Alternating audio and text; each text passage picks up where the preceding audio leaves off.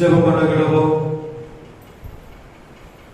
கர்த்தருடைய ஆலயத்திற்கு போவோம் வாருங்கள் என்று சொன்னபோது மகிழ்ச்சியாய் இருந்த இந்த வேத வசனத்தின்படி ஆண்டவரே, பரிசுத்த ஓய்வு நாளிலும் உம்முடைய சமூகத்திலே மகிழ்ச்சியோடு உமக்கு ஆராதனை செய்யவும் பணிவோடு உண்மை பணிந்து கொள்ளவும் நாங்கள் ஒருமனப்பட்டவர்களாக ஒருமித்து கூடி வந்திருக்கிறோம். ஆண்டவரே, உம்முடைய சமூகத்திலே உம்முடைய ஆராதனையிலே உம்முடைய வார்த்தைகளினால் நாங்கள் பலப்படவும் எங்கள் வாழ்வின் பலனாய் உம்முடைய வார்த்தைகளை நாங்கள் அப்பங்களாய் எடுத்துக்கொள்ள ஆண்டவர் கிருபை செய்ய வேண்டும் என்று நாங்கள் ஜெபிக்கிறோம். அப்பா, திடமனப்பட்ட பிள்ளைகளாக உம்முடைய வார்த்தை எங்களை பலப்படுத்தட்டும்.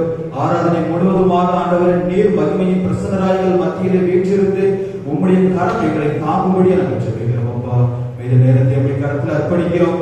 மீட்பர் இயேசுவின் மூலம் ஜெபம் கேளும் ஜீவனுள்ள பிதாவே.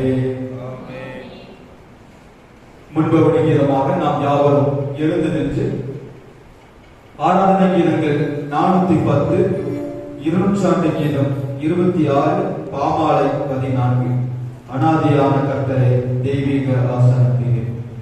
ஆராதனை கீதங்கள் 410, இருநூற்றாண்டு கீதம் 26, பாமாலை 14.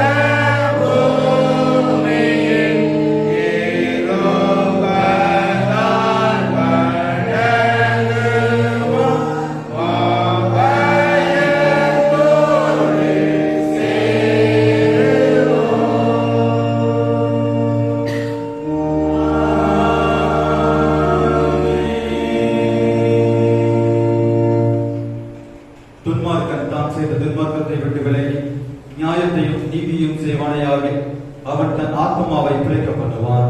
என் மீறுதல்களை நான் அறிந்திருக்கிறேன். என் பாவம் எப்பொழுதும் எனக்கு முன்பாக இருக்கிறது. என் பாவங்களை பாராதபடிக்கு நீர் உன் முகத்தை மறைத்து என் அக்கிரமங்களை எல்லாம் நீக்கிறீர்கள். தேவன் கேட்கும் பலிகள் நறுமுண்ட ஆவிதான். தேவனை நறுமுண்டதும் நறுமுண்டதுமான இருதயத்தை நீர் புறக்கணியீர். உங்கள் வஸ்திரங்களை அல்ல, உங்கள் இருதயங்களை கிழித்து உங்கள் தேவனாகிய கர்த்தரிடத்தில் திரும்புங்கள். அவர் இரக்கமும் மன உருக்கமும் நீடிய சாந்தமும் மிகுந்த கிருபையும் உள்ளவர். அவர் தீங்குக்கு மனஸ்தாபப்படுகிறவருமாயிருக்கிறார். நம்முடைய தேவனாகிய ஆண்டவருக்கு விரோதமாக நாம் கலகம் பண்ணி அவர் நமக்கு முன்பாக வைத்த நியாய பிரமாணங்களின்படி நடக்கத்தக்கதாக நாம் அவருடைய சத்தத்துக்கு செவிகொடாமல் போனோம். ஆனாலும் நம்முடைய தேவனாகிய கர்த்தரிடத்தில் இரக்கங்களும் மன்னிப்புகளும் உண்டு. கர்த்தாவே, என்னை தண்டியும், ஆனாலும் நான் அமமாய் போகாதபடிக்கு உம்முடைய கோபத்தினாலே அல்ல மட்டாய் தண்டியும். மனதிரும்புங்கள், பரலோக ராஜ்யம் சமீபித்திருக்கிறது. நான் எழுந்து என் தகப்பனிடத்திற்கு போய் தகப்பனை வரத்துக்கு விரோதமாக உமக்கு முன்பாகவும் பாவம் செய்தேன். இனிமேல் உடைய குமாரன் என்று சொல்லப்படுவதற்கு நான் பாத்திரன் அல்ல என்பேன். கர்த்தாவே, ஜீவனுள்ள ஒருவனும் உமக்கு முன்பாக நீதிமான் அல்லாததினாலே அடியேனை நியாயத்திற்கு பிரவேசியாதையோ.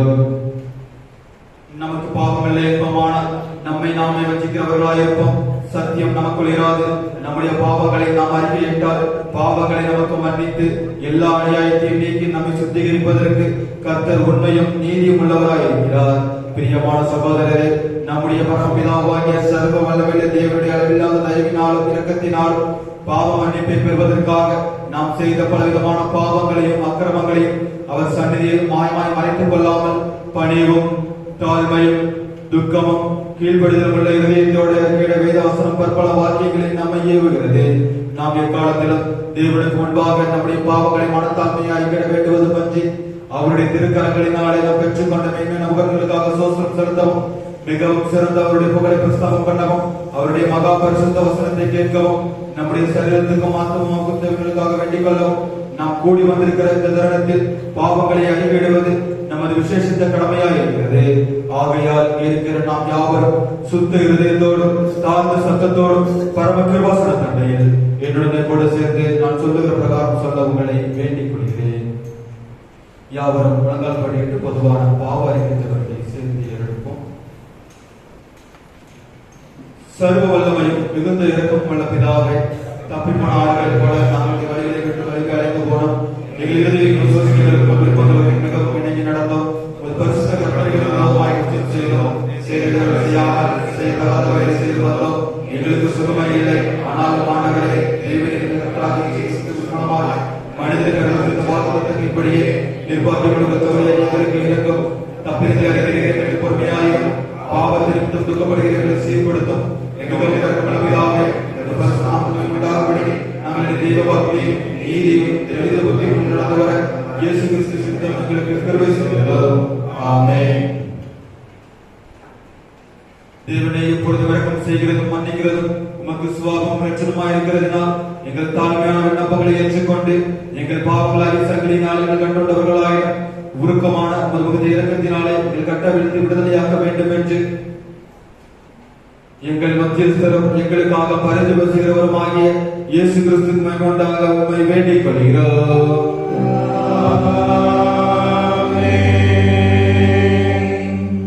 பரமண்டலங்களில் இருக்கிற எங்கள் பிதாவே, உம்முடைய நாமம் பரிசுத்தமாவதாக, உம்முடைய ராஜ்யம் வருவதாக, உம்முடைய சித்தம் செய்யப்படுகிறது போல பூமியிலும் செய்யப்படுவதாக.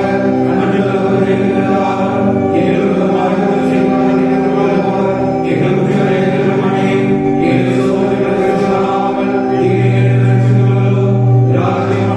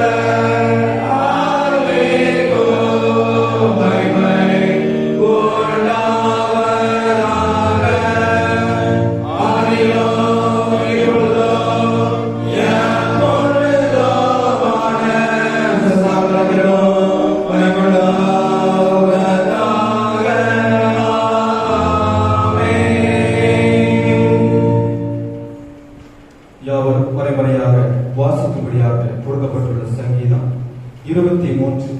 சங்கீதம் 23.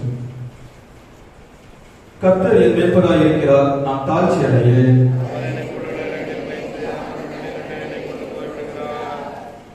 அவரின் ஆத்துமாவை தேற்றி தம்முடைய நாமத்தின் நிமித்தம் என்னை நீதியின் பாதைகளில் நடத்துகிறார்.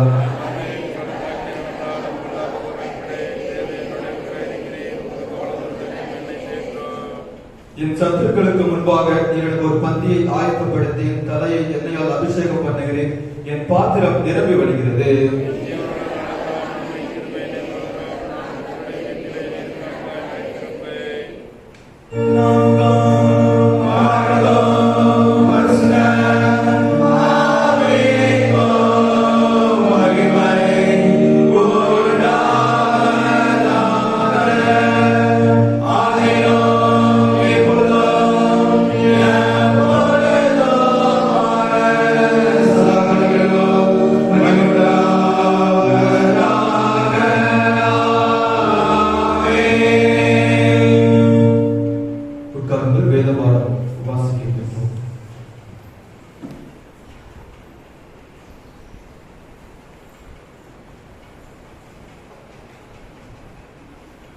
வாசிக்கும்படியாக கொடுக்கப்பட்டுள்ள முதலாவது வேத பகுதி ராஜாக்களின் முதலாம் புஸ்தகம் 19ஆம் அதிகாரம் 1ஆம் வசனம் முதல் 18ஆம் வசனம் வரை. 1 ராஜாக்கள் 19ஆம் அதிகாரம் 1ஆம் வசனம் முதல்.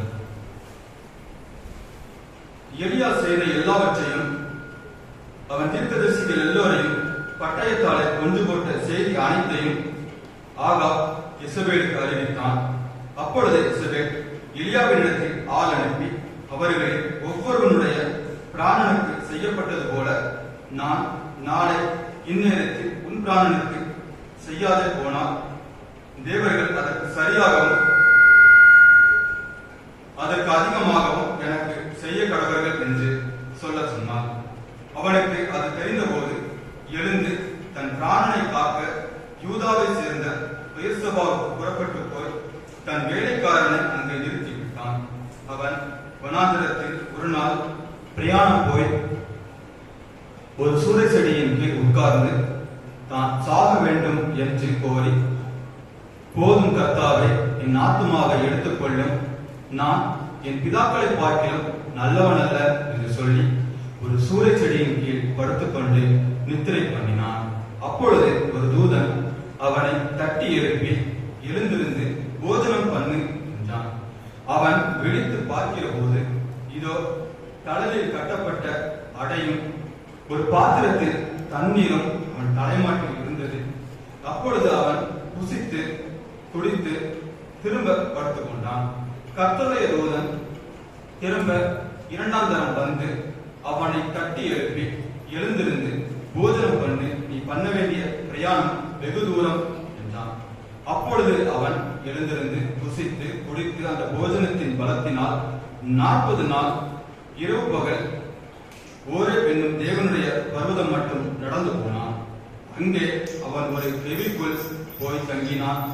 இதோ கர்த்தருடைய வார்த்தை அவனுக்கு உண்டாகி, அவர் எலியாவை, இங்கே உனக்கு என்ன காரியம் என்றார். அதற்கு அவன், சேனைகளின் தேவனாகிய கர்த்தருக்காக வெகு பக்தி வைராக்கியமாக இருந்தேன். இஸ்ரவேல் புத்திரர் உமது உடன்படிக்கையை தள்ளிவிட்டார்கள். உம்முடைய பலிபீடங்களை இடித்து உம்முடைய தீர்க்கதரிசிகளை பட்டயத்தினால் கொன்று போட்டார்கள். நான் ஒருவன் மாத்திரம் மீதியாயிருக்கிறேன், என் பிராணனையும் வாங்க தேடுகிறார்கள் என்றான். அப்பொழுது அவர், நீ வெளியே வந்து கர்த்தருக்கு முன்பாக பர்வதத்தில் நில் என்றார். அப்பொழுது இதோ கர்த்தர் கடந்து போனார். கர்த்தருக்கு முன்பாக பர்வதங்களை விளக்கிறதும் கண்மலைகளை விளக்கிறதுமான பலத்த பெருங்காற்று உண்டாயிற்று. ஆனாலும் அந்த காற்றிலே கர்த்தர் இருக்கவில்லை. காற்றிற்கு பின் பூமி அதிர்ச்சி உண்டாயிற்று. பூமி அதிர்ச்சியிலும் கர்த்தர் இருக்கவில்லை. பூமி அதிர்ச்சிக்கு பின் அக்கினி உண்டாயிற்று. அக்கினியிலும் கர்த்தர் இருக்கவில்லை. அக்கினிக்கு பின் அமர்ந்த மெல்லிய சத்தம் உண்டாயிற்று. அதை எலியா கேட்டபோது தன் சால்வையினால் தன் முகத்தை மூடிக்கொண்டு வெளியே வந்து கெபியின் வாசலில் நின்றான். அப்பொழுது இதோ எலியாவே, இங்கே உனக்கு என்ன காரியம் என்கிற சத்தம் அவனுக்கு உண்டாயிற்று. அதற்கு அவன், சேனைகளின் தேவனாகிய கர்த்தருக்காக வெகு பக்தி வைராக்கியமாய் இருந்தேன். இஸ்ரவேல் புத்திரர் அது உடன்படிக்கையை தள்ளிவிட்டார்கள். உம்முடைய பலிபீடங்களை இடித்து உம்முடைய தீர்க்கதரிசிகளை பட்டயத்தினால் கொன்று போட்டார்கள். நான் ஒருவன் மாத்திரம் மீதியாய் இருக்கிறேன்.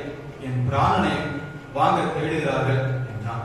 அப்பொழுது கர்த்தர் அவனை பார்த்து, நீ தமஸ்குவின் வழியால் வனாந்திரத்திற்கு திரும்பி போய் ஆசகேலை சீரியாவின் மேல் ராஜாவாக அபிஷேகம் பண்ணி, பின்பு நிம்சியின் குமாரனாகிய யெகூவை இஸ்ரவேலின் மேல் ராஜாவாக அபிஷேகம் பண்ணி, ஆபேல் மகளான ஊரான சாப்பாத்தின் குமாரனாகிய எலிசாவை ஸ்தானத்திலே தீர்க்கதரிசியாக அபிஷேகம் பண்ணி, சம்பவிப்பதாவது, ஆபேல் பட்டயத்திற்கு தப்பினவனை யெகூ கொன்று போடுவான். யெகூவின் பட்டயத்திற்கு தப்பினவனை எலிசா கொன்று போடுவான். ஆனால் பாகாலுக்கு முடங்காதிருக்கிற முழங்கால்களையும் அவனை குத்தம் செய்யாதிருக்கிற நாய்களையும் உடைய 7000 பேரை இஸ்ரவேலிலே மீதியாக வைத்திருக்கிறேன் என்றார் என்பது வாசிக்கும்படியாக கொடுக்கப்பட்டுள்ள முதலாவது வேத பகுதி வாசிக்கப்பட்டு. Oh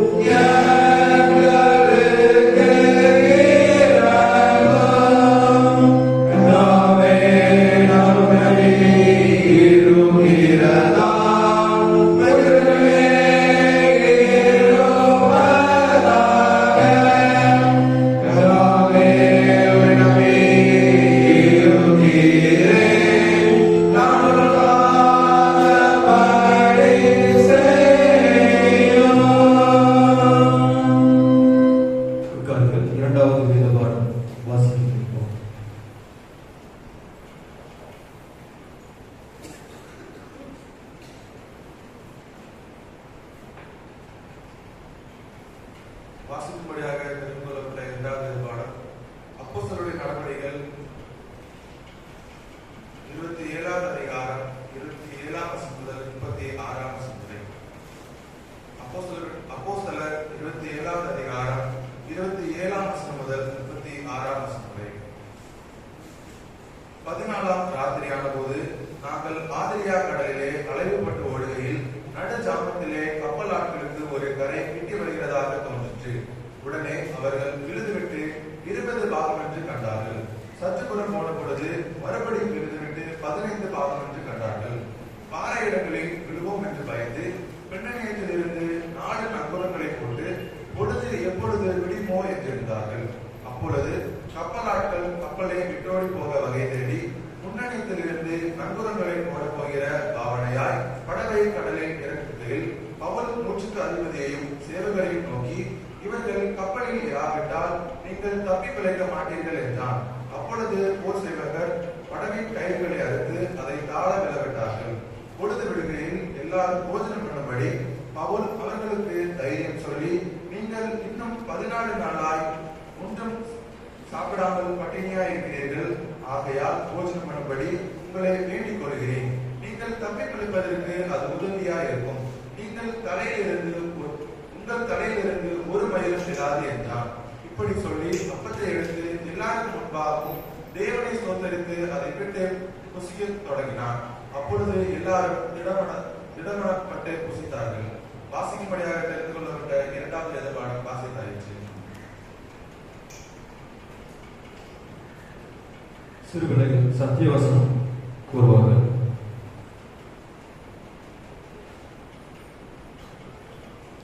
இப்படி சொல்லி அப்பத்தை எடுத்து எல்லாருக்கும் முன்பாக தேவனை சோதரித்து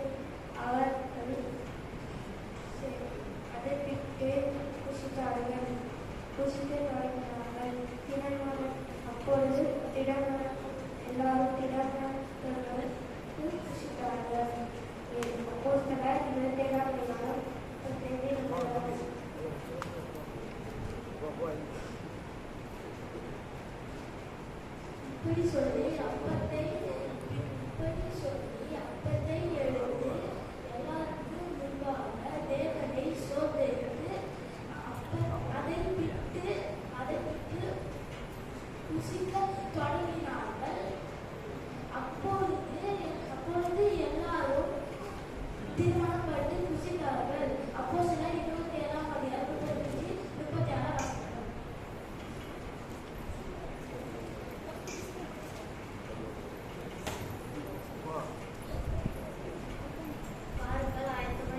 இப்படி சொல்லி அப்பத்தை எடுத்து அதை சோஸ்திரம் பண்ணி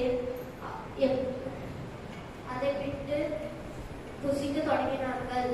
அப்பொழுது எல்லாரும் திருமணப்பட்டு புசித்தார்கள். மத்தேயு அப்போஸ்தலர் 27ஆம் அதிகாரம் 35-36 வசனம்.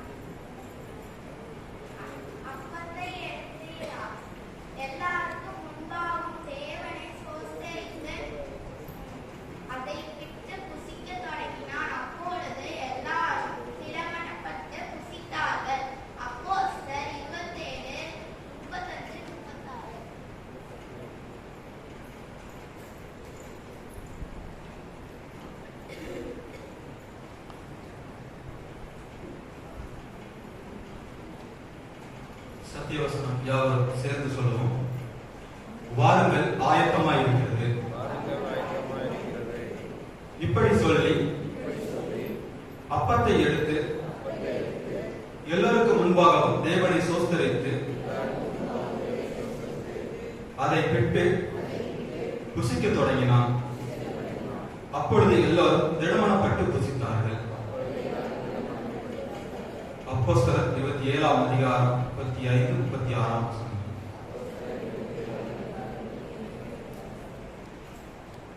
வருகின்ற வாரத்திற்கான சத்திய வசனம். தலைப்பு: உயிர்த்தெழுந்த கிறிஸ்துவோடு பயணித்தல். லூக்கா 24ஆம் அதிகாரம் 31 லூக்கா 24ஆம் அதிகாரம் 31 அப்பொழுது அவர்களுடைய கண்கள் திறக்கப்பட்டு அவரை அறிந்தார்கள்.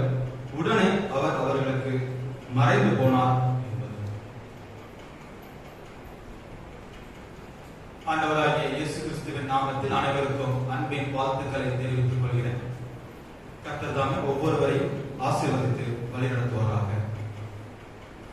இந்த நாளில் இந்த ஆராதனை முடிந்த பிறகு வாலிப பெண்கள் கூடுகை இந்த ஆலயத்தில் வைத்து நடைபெறும். சபையின் வாலிப பெண்கள் யாவரும் கலந்து கொள்ளும்படியாக கேட்டுக்கொள்கிறேன். மதியம் 2 மணிக்கு தாய்மார் கூடுகை ஆலயத்தில் வைத்து நடைபெறும். சபையின் தாய்மார்கள் யாவரும் ஜெபத்தோடு கலந்து கொள்ளும்படியாக கேட்டுக்கொள்கிறேன். மாலை 3:30 மணிக்கு ஞாயிறு பாடசாலை வகுப்புகள் நடைபெறும். பெற்றோர்கள் பிள்ளைகளை பாடசாலை வகுப்புகளுக்கு அனுப்பி வைக்கும்படியாக கேட்டுக்கொள்கிறேன். இரவு ஆராதனைக்கு பிறகு வாலிப ஆண்கள் கூடுகை நடைபெறும். இரவு ஆராதனைக்கு பிறகு வாலிப ஆண்கள் கூடுகை நடைபெறும். சபையின் வாலிப ஆண்கள் யாவரும் ஜெபத்தோடு கலந்து கொள்ளும்படியாக கேட்டுக்கொள்கிறேன். வருகின்ற வெள்ளிக்கிழமை மாலை ஆராதனை சுகமளிக்கும் ஆராதனையாக நடைபெறும். வியாதிஸ்தர்களுக்கான சிறப்பு ஜெபம் ஏறெடுக்கப்படும். சபைகள் யாவரும் ஜெபத்தோடு கலந்து கொள்ளும்படியாக கேட்டுக்கொள்கிறேன். வருகின்ற 26/4/2026 முதல் 30/4/2026 வரை நமது திருமண்டலத்தில் இருந்து திருமண்டல சபை ஊழியர்களுக்கான வெளிமாவட்ட ஊழியம் நடைபெற இருக்கிறது. வருகின்ற 26ஆம் தேதி முதல் 30ஆம் தேதி வரை நமது திருமண்டலத்தின் சபை ஊழியர்களுக்கான வெளிமாவட்ட ஊழியம் நடைபெற இருக்கிறது. நான் இந்த வெளிமாவட்ட ஊழியத்திற்கு செல்ல இருப்பதால் 26ஆம் தேதி முதல் 30ஆம் தேதி வரை மாலை ஆராதனை 7:15 மணிக்கு ஆரம்பமாகும் என்பதை தெரிவித்துக் கொள்கிறேன். 26ஆம் தேதி முதல் 30ஆம் தேதி வரை இரவு ஆராதனை 7:15 மணிக்கு ஆரம்பமாகும் என்பதை தெரிவித்துக் கொள்கிறேன். சகோதரர்கள் யாவரும் ஜெபத்தோடு கலந்து கொள்ளும்படியாக கேட்டுக்கொள்கிறேன்.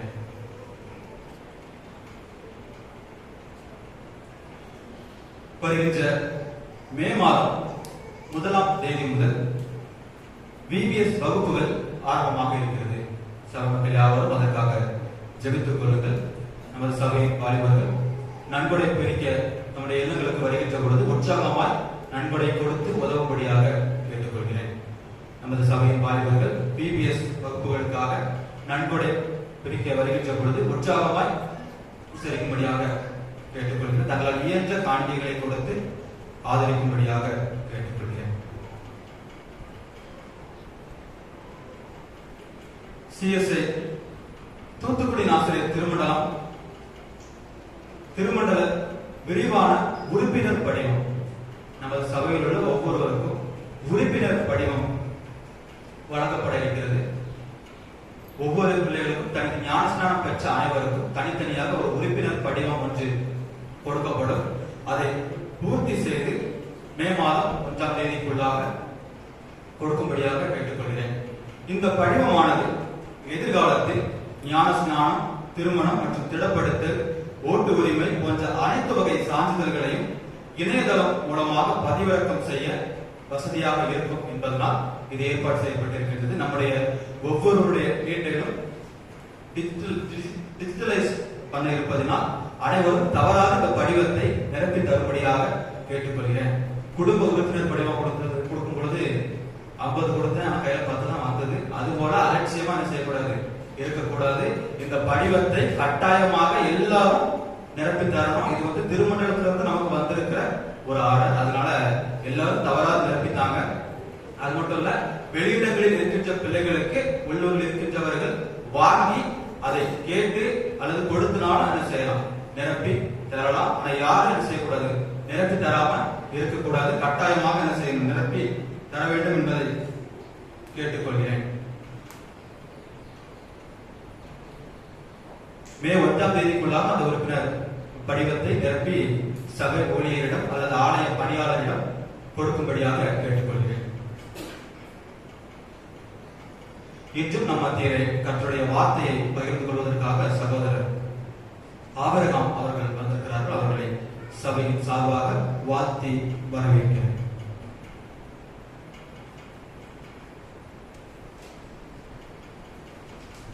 வருகின்ற நாட்களில் தங்களது பிறந்த நாள் மற்றும் திருமண நாள் ஆசிரிக்கின்ற பிள்ளைகளின் பெயர்களை வாசிக்கிறேன். பிறந்த நாள் ஆசிரிக்கின்ற பிள்ளைகள் 19ஆம் தேதி Jenitta Jessy, daughter of P Yovan Gnanakkan, Vellore. P Kiruba, daughter of E Ponseelan, Thangaiyapuram. 20ஆம் தேதி J Arulraj Johnson, son of Y Devapichai John, Keramangalam. 21ஆம் தேதி J James Patrick, Kanchipuram. P Yovan Kennedy, son of P Ponnaiah, Vellore. 23ஆம் தேதி P Seldon, son of M Vedam, Thangaiyapuram. 24ஆம் தேதி G Joel, son of D Gunasingh, Kovai. P Suguna, wife of P Prince, Bangalore. D Daradi, wife of S Dancing, Chennai. J Jeffin Brito, son of Johnson, Thoothukudi. 25ஆம் தேதி J Joseph Peter, son of Jebamani சாம்பல், ஒசூர். இவர்கள் வருகின்ற நாட்களில் தங்களது பிறந்த நாட்களை ஆசிரிக்கின்றார்கள். வருகின்ற நாட்களில் பிறந்த நாட்கள் ஆசிரிக்கின்ற பிள்ளைகளுக்கு சபையின் சார்பாக வாழ்த்துக்களை தெரிவித்துக் கொள்கிறோம். இவர்களுக்கான வாக்குத்தத்த வசனம் அப்போஸ்தலர் 18ஆம் அதிகாரம் 10ஆம் வசனம். அப்போஸ்தலர் 18ஆம் அதிகாரம் 10ஆம் வசனம். நான் உன்னுடனே இருக்கிறேன், உனக்கு தீங்கு செய்யும்படி ஒருவனும் உன்மேல் கை போடுவதில்லை. நான் உன்னுடனே இருக்கிறேன், உனக்கு தீங்கு செய்யும்படி ஒருவரும் உன்மேல் கை போடுவதில்லை. இப்பொழுது பாடகர் குழு ஒரு வாக்கு பாடல் பாடுவார்கள். அதைத் தொடர்ந்து நாம் அவர்களுக்காக ஜெபம் செய்வோம்.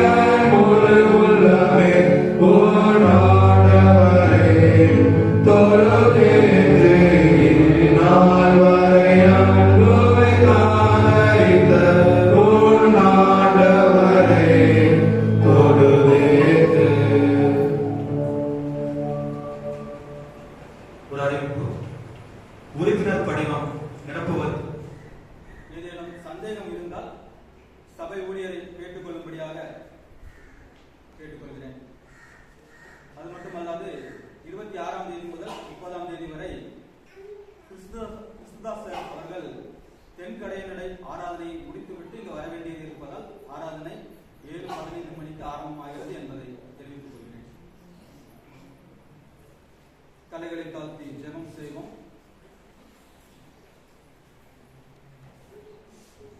கிருபையும் இரக்கமும் நிறைந்த எங்கள் அன்பின் நல்ல ஆண்டவரே, இந்த மகிமையான வேலைக்காக உங்களுக்கு நன்றி செலுத்துகிறோம் அப்பா.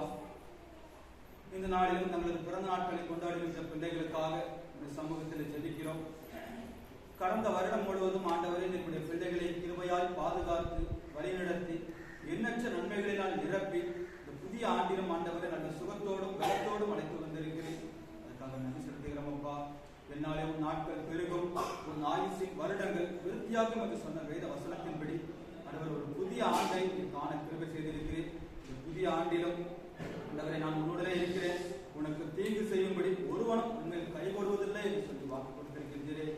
நீரே எல்லா இக்கட்டுகளுக்கும் இன்னங்களுக்கும் பிள்ளைகளை மூடி மறைத்துக் கொள்ளும்.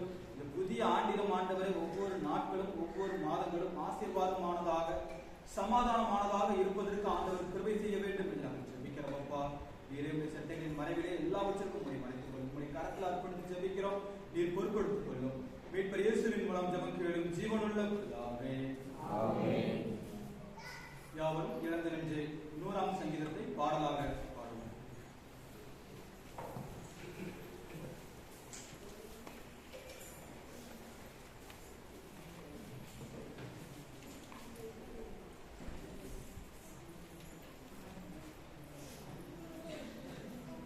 வாழுங்கள்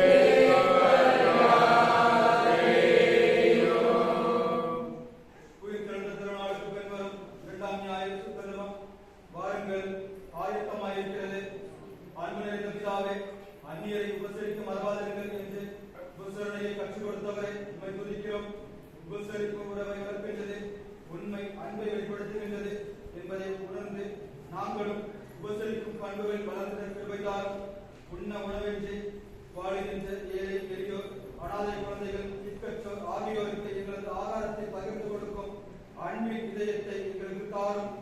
ஆண்டவர் இயேசு கிறிஸ்துவின் நாமத்தில் மிகுந்த மனத்தாழ்மையோடு வேண்டிக் கொள்கிறோம். சமாதானத்துக்கு காரணம் ஏக சிந்தையுமாகிய தேவனே, உம்மை அறிவதற்கே தெய்வம், உம்மை சேவிப்பதை நிச்சயாதேவம்.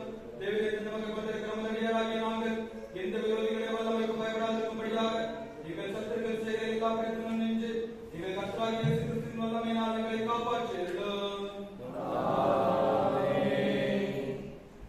சர்வ வல்லமையுள்ள நித்திய தேவனே, இந்நாள் வரை உங்கள் சுகமாய் நடத்தி வந்த பரம்பிதாவாகிய கர்த்தாவே, இந்நாளிலும் உமது மிகுந்த வல்லமையாளர்களை காப்பாற்றி நாங்கள் யாரும் பாவத்துக்கு உட்படாமலும் எவ்விதமான மோசத்திலும் அகப்படாமலும் ஒரு பார்வைக்கு நீங்க இருக்கிறதை படும் செய்வதற்கு நாங்கள் செய்கிற எல்லாவற்றையும் உம்முடைய ஆளுகையினால் நடத்திட வேண்டும் என்று எங்கள் கர்த்தராகிய இயேசு கிறிஸ்து மூலமாய் வேண்டிக் கொள்கிறோம்.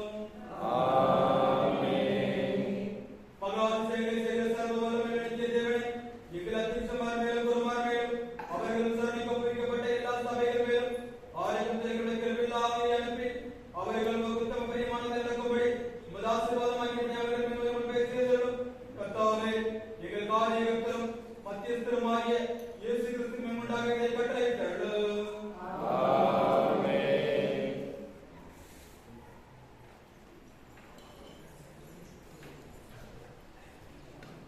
அறுவடைக்கு ஆயத்தமாக நாம் யாவரும் எழுந்து நின்று ஆராதனை கீதங்கள் 772, இருநூற்றாண்டு கீதம் 552, பாமாலை 376, பாவ சஞ்சலத்தை நீக்க பிராண நண்பர்தான் உண்டு. ஆராதனை கீதங்கள் 772, இருநூற்றாண்டு கீதம் 552, பாமாலை 376. சஞ்சலத்தை நீக்க பிராண நண்பர்தான் உண்டு. பாவ பாரம் தீர்ந்து போக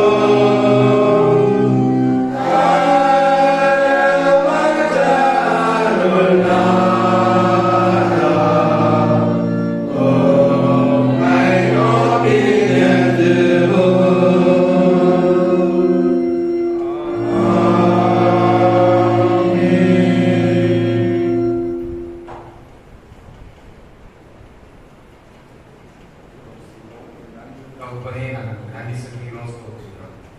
இந்த ஆயுசு நாட்களிலே இப்படிப்பட்ட நாட்களை தந்து மறுபடியும் மெக்கட்டி செய்வதற்கு கொடுத்த நல்ல இறக்கத்தின் வேலைக்காக நன்றி செலுத்துகிறோம் ஆண்டவரே. இந்த அநாதி தீர்மானத்தின்படி தம்மால் அழைக்கப்பட்டவர்களாய் தேர்ந்தெடுக்கப்பட்டவர்களாய் இப்படி ஆலயத்திலே கூடுவதற்கு பாக்கியத்தை தந்திருக்கு மனதாருடைய பாதத்திலிருந்து நன்றி செலுத்துகிறோம். இந்த வேளையில் ஆவியானவர் நீர் பேசும் அடியனே இல்லை ஆண்டவரே, ஸ்தோத்திராடு நீரே உண்மை மையப்படும் ஆண்டவரே, உடைய மகிமையை நாங்கள் காணட்டும். நான் என் நாமத்தை பிரஸ்தாபப்படுத்தும் எந்த ஸ்தானத்திலும் நான் வந்து உங்களை ஆசிரியப்பேன் சொன்னீங்களே, இந்த நாமத்தை நீர் மையப்படும். இந்த சத்தத்தை நாங்கள் கேட்கட்டும். எல்லா மகிமையும் ரட்சகராம் இயேசு கிறிஸ்துவின் வல்லமுள்ள நாமத்தை வேண்டும் நேரத்தில் ஆகும்.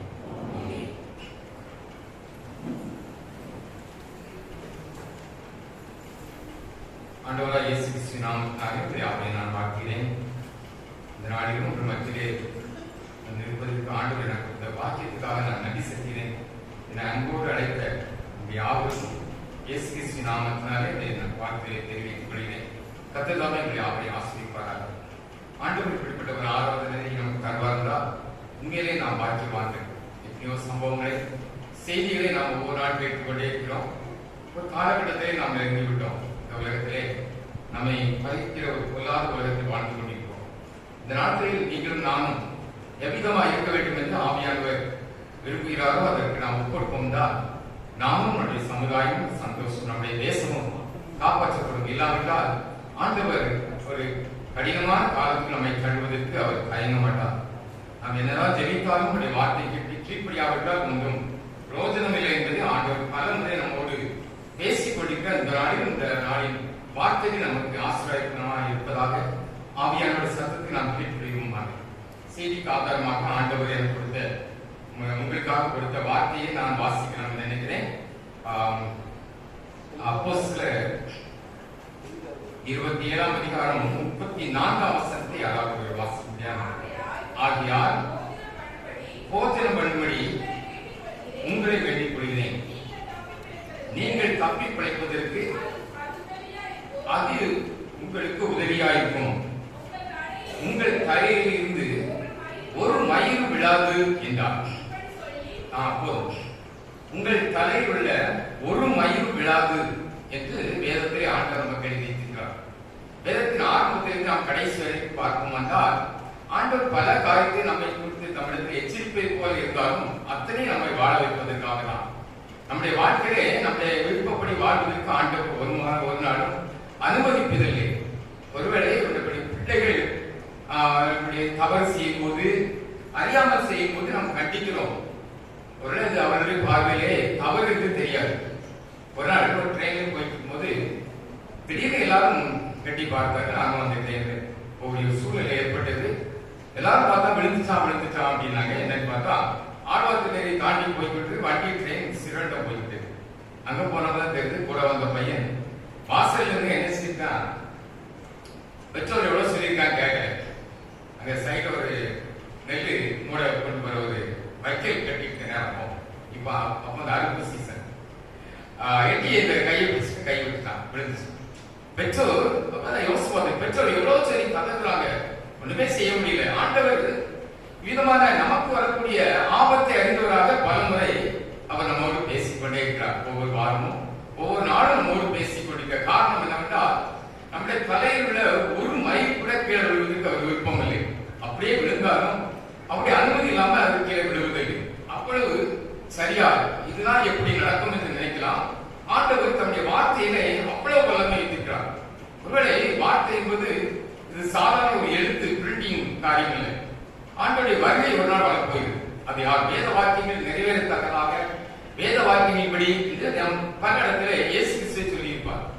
காரணம் என்னவென்றால் எழுதப்பட்ட எழுத்துக்கள் ஒரு நாள் மாறி போகாது. ஆனா ஒரு நாள் இந்த வேத புத்தகத்தில் ஒரு எழுத்தும் இல்லாமல் போய்விடும். அன்னைக்கு உலகமே ஆச்சரியப்படும். என்னடா வீட்டிலே வேதத்தை திறந்து பார்க்கலாம் என்றால் இதில் ஒரு எழுத்தும் இல்லாமல் போய்விடும். இது எப்படி நடக்கும்? இது நடக்கக்கூடிய சாத்தியமா? 2 பண்ண எழுத்து எப்படி போகும் இல்லாமல் போய்விடும். எப்பொழுது போகும் என்றால் ஆண்டவர் தம்முடைய பிள்ளைகளை ஆண்டு இமைப்பொழுது மறுபுறம் மாற்றி கொண்டு போக போகிறார். பகிரங்கமாக வருவதற்கு முன்பாக அந்திகிறிஸ்து ஆட்சி முன்பாக இதை வேதாட்சி ஆண்டு செய்ய போகிறார். அப்போ அப்படி செய்யும் போது என்ன ஆகும் என்றால் ஆண்டோடைய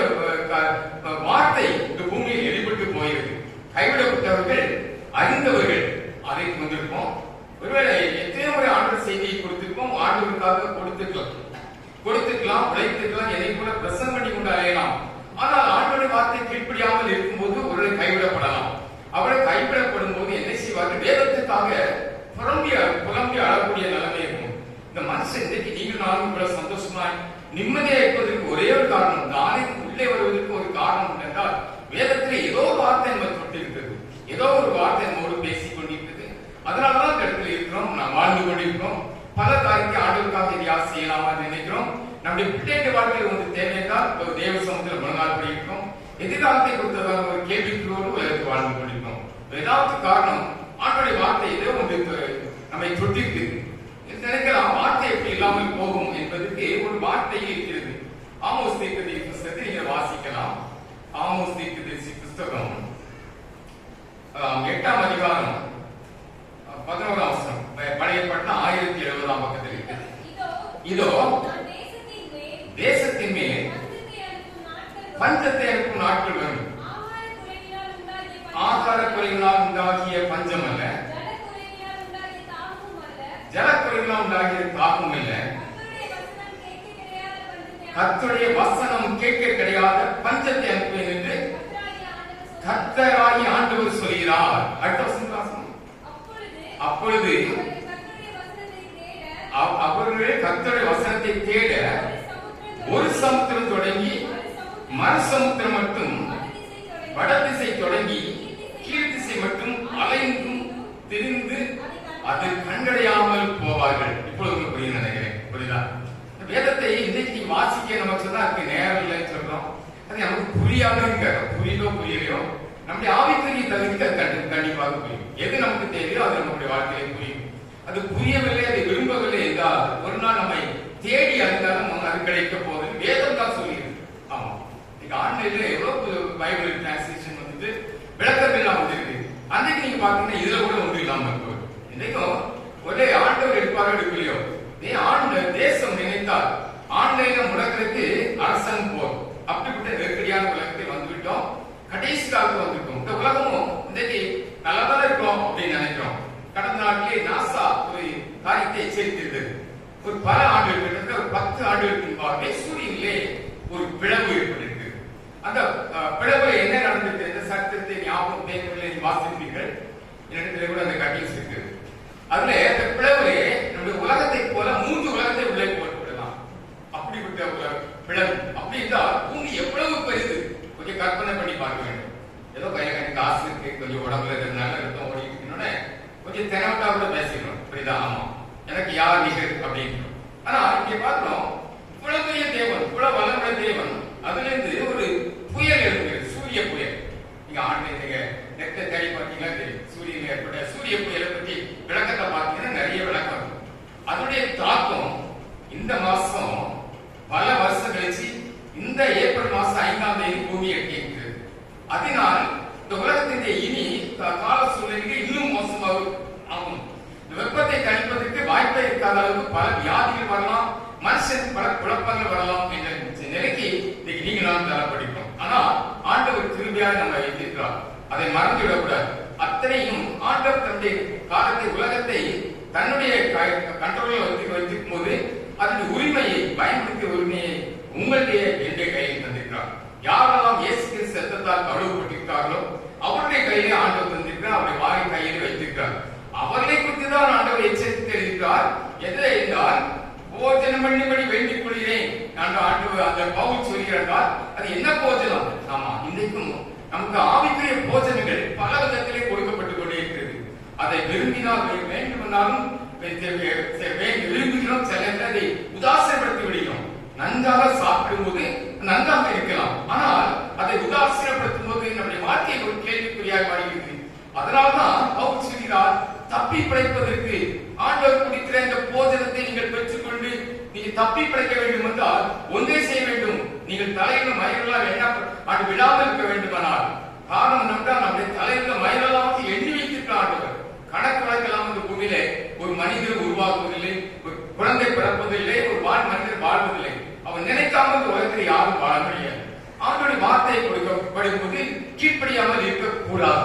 காரணம், சிலவரை கர்த்தர் எச்சரிக்கிறார். நம்முடைய பிள்ளைகளை ஒருவருக்கு ஆபத்து வரும்போது ஆண்டவர் பலமுறை எச்சரிக்கிறார். கடந்த 4 மாதத்துக்கு முன்பாக ஒரு சகோதரனை சந்திக்கக்கூடிய சூழலை வருகிறது. அந்த சூழ்நிலையிலே ஒரு காரியத்தை பார்க்க முடியுது. என்ன அப்படின்னா, ஆமா, நாசரேத்தை சேர்ந்த ஒரு ஞான சகோதரர். சில குறிப்பை சொல்ல உங்களுக்கு புரிந்துவிடும். நான் கொஞ்சம் வெளிப்படையாக சொல்ல விரும்பவில்லை. நல்ல வாழ்க்கை. தன்னுடைய மனைவி அந்த பிள்ளை பெற்றோரை விருப்பத்திற்கு மாறாக திருமணம் செய்து கொண்டார். அப்படியாவது அவன் தன்னுடைய அடையாளத்தை மாற்றி இருக்கலாம், ஒரு பெரிய அளவிலே வைத்திருப்பான். பார்க்கும்போது அந்த பெண் வீட்டாருக்கு அது என்னாலும் எரிச்சலை மூட்டினது. எப்படி செய்யறானே சொல்லி அந்த பிள்ளையை கண்ட்ரோல் பண்ணுவதில் 2 வாலிப பிள்ளைகள் காலேஜ் போய் கொண்ட பிள்ளைகள் வருகிறார்கள். ஆனால் அவர்கள் சந்திக்கக்கூடிய சூழ்நிலை வருகிறது. கடவுளுக்கு வராங்க, அவங்களுடைய தம்பியை உள்ள வா அப்படிங்கிற என்னன்னா அப்படி சில கருத்தை ஆண்டவன் சொன்னதை ஏன் அப்படின்னா என்னால் அடைக்கி பார்த்து நடக்க முடியவில்லை. சொல்லிவிட்டேன், தம்பி இந்த தேவனை ஒரு கிறிஸ்தவ பிள்ளை நீ விரும்புகிறாய், ஆனால் அந்த பிள்ளை ஆராதிக்கிற தேவனை நீ வெறுப்பதற்கு காரணம் என்ன என்று கேட்டேன். ஆனால் பதில் சொல்ல முடியவில்லை. ஆனால் ஒன்றை சொன்னான், நான் எங்களுடைய மதத்தில் தீவிரமான பற்றுடைவன், நீங்கள் எப்படி எங்கள் மதத்தை குறைத்து பேசலாம் என்று சொன்னான். குறைச்சு பேசலையப்பா, பேசலையே, ஏன் நீ அதை மறுக்கிறாய், ஏன் ஏற்றுக்கொள்ள மறுக்கிறாய்? ஆமா, நீ முதலே செய்திருக்கலாங்க, ஏன் இன்னைக்கு அதை செய்யறா அப்படின்னு சொல்லும்போது அவன் சொன்ன ஒரு காரியம் என்னவென்றால், அவர் எனக்கே மனசு அதிர்ச்சியா இருந்தது. புரியுதா? நான் யாரை சார்ந்து இருக்க வேண்டிய அவசியம் இல்லை, எனக்கு யாரும் தேவையில்லை, எந்த கடவுளும் தேவையில்லை. ஒரே ஒரு நபி ஒரு சூழ்நிலை வரும் உனக்கு, புரியுதா? அன்னைக்கு இவனுக்கு ஆத்திரமான சொல்லி அன்னைக்காவது என்ன செய்யறா, நீ இயேசுவே கூப்பிடு, நீ இன்னைக்கு அங்கே தேட மாட்டாங்க அப்படின்னு ஏற்காது இறக்க சொல்லி என்றால் நம்முடைய வாழ்க்கையில ஆண்டவர் பல சந்தர்ப்பத்தை கொடுக்கிறார். சில நேரத்துல இயேசுவே கூப்பிடுறது கூட சந்தர்ப்பம் இல்லாமல் போகக்கூடிய நம்முடைய வாழ்க்கை ஒரு வினாடியிலே நம்முடைய உயிர் நம்ம விட்டு பிரியக்கூடிய சம்பவங்கள்லாம் பல செய்தித்தாளிலே பல காரியங்களை பார்க்கிறோம். அதை சொல்லும்போது நமக்கே நடக்கக்கூடிய அளவுக்கு இருக்கு. காரணம் என்றால் இந்த உலகம் பிசாசு கேட்டு எவனை விழுங்கலாம் என்று அழிப்பதற்கு தீவிரம் கொண்டிருக்கிறான். தான் மட்டும் அவனுக்கு தான் நரகம் ஒழுங்கப்பட்டிருக்கிறது, அவனுக்கு ஒரு பேரழிவு இருக்குது, அவனோடு தன் மக்கள் போகக்கூடாது என்று தன்னை தன்னோடு சேர்ந்த மனிதர்களை அவன் அழிப்பதற்கு தீவிரம் காட்டுகிறான். கையை கட்டி ரொம்ப மோசமாவே பேசிட்டான். அவனுடைய மனைவியை நடுங்கிறாள். அவன் கூட்ட மறுபடியும் கேட்டேன், அவனுடைய பைபிளை கையில கொடுத்து உன் நன்மைக்காக சொல்கிறேன், இன்றைக்காவது இயேசுவை பிடித்துக் கொள் சொல்லும்போது அவனுக்கு வேற வழி இல்லை. பைபிள் வாங்க, விருப்பம் இல்லாவிட்டா தந்துவிடு, முதல்ல வாங்கு, விருப்பம் இல்லாவிட்டா தந்துவிடு அப்படின்னு சொன்னான். அவன் தரவில்லை, கொண்டு போய்விட்டான். ஆனாலும் அவனுடைய பார்வை வித்தியாசமாக ஒரு பார்வை பார்த்துவிட்டு போனா போகட்டும் அடி விட்டு ஜெபிக்காரன் ஆண்டவர் அவனை தொட்டார். அவருடைய வார்த்தை அவனை தொட்டது, ஆனால் அவனுடைய ஆயுசு நாட்களுக்கு கொடுக்கப்படவில்லை.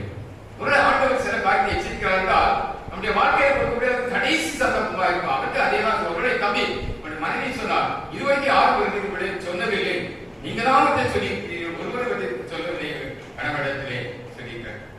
தம்பி உடனே நான் சொல்ல வைக்கிறார்கள், உனக்கு ஒரு இது கடைசி வாய்ப்பா இருக்கலாம். டிராவல்ஸ்ல ஒரு பாப்புலரான டிரைவர் அவங்க வாழ்க்கை கொடுக்கப்படவில்லை. ஆமா, ஒரு சில நாட்கள் 10 நாளைக்கு இப்பதான் எல்லாம் கேட்கிறேன். நம்ம நம்முடைய உடம்புல இருக்க ரத்தத்தையே உறுப்புகளை இன்னைக்கு நல்லா இருக்குன்னு நினைக்கூடாது. எச்சரிக்கைக்காக, எனக்கு எச்சரிக்கையாக நினைக்கணும். நம்ம நல்லா இருக்கோம், நல்லா சாப்பிடுறோம், எனக்கு ஒரு வியாதியிலே சொல்றதுக்கு நம்ம வாழ்க்கையில் இல்லை. புரியுதா?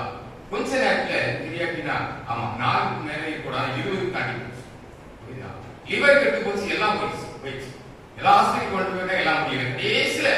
இயேசு டிக்கிறாங்க, 4 மாடி இருக்கிறான், இயேசுவே காப்பாற்றணும்னு சொல்லி ஒப்புடுகிறான், வீட்டுக்கு வருகிறான், உயிர் பிரிந்து அந்த சொல்லி என்றால் நம்ம கொடுக்கப்பட்ட ஆயுசு நாட்கள் கொஞ்ச நாட்கள் மறந்துவிடுகிறோம். புதன்கிழமை அடக்க முடிந்து விட்டது. எதற்காக சொல்லியிருந்தால் நம்முடைய வாழ்க்கையை ஆண்டவர் இந்த போஜனத்தை தப்பி பிழைப்பதற்காக ஆண்டு கொடுக்கிற போஜனம் மறந்து விடக்கூடாது. ஆண்டவர் நம்முடைய வாழ்க்கையை அவருடைய வாழ்வதற்காக நீங்களும் நானும் நன்றாயிருக்காக நம்முடைய பின் சந்ததி நன்றாயிருக்க வேண்டும். ஒரு ஊர் நன்றாயிருக்க வேண்டும் என்றால் வயதாக முதிர்ந்தவர்கள் இருக்க வேண்டும். அப்படின்னா குறைந்தது 80 வயதுக்கு பிறகுதான் அந்த ஊர்ல யாராவது மறிக்கும். புரியுதா?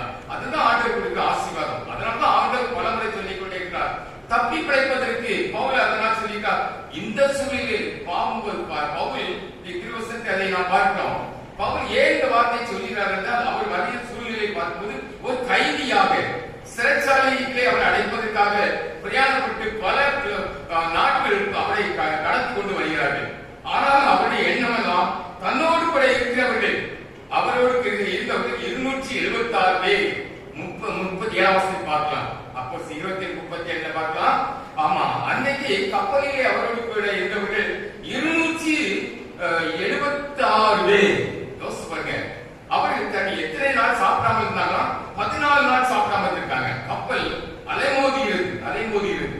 எங்க போய் விழுந்து எங்க உடஞ்சி என்ன ஆக போதும் தெரியல. ராத்திரி பகல் அவருக்கு இரவு எது பகல் தெரியாம நெருக்கடியான சூழ்நிலையிலும் இந்த மனுஷனுடைய நிலை பார்த்து காரணம் என்னவென்றால் அவருக்குள் ஆண்டவரை விசித்த அன்பு அவரை இருந்தபடினா தன்னோடு கூட மறைத்துவிடக்கூடாது ஒரு அக்கறை திருச்சபையாளர்கள் மறைக்கிறார்.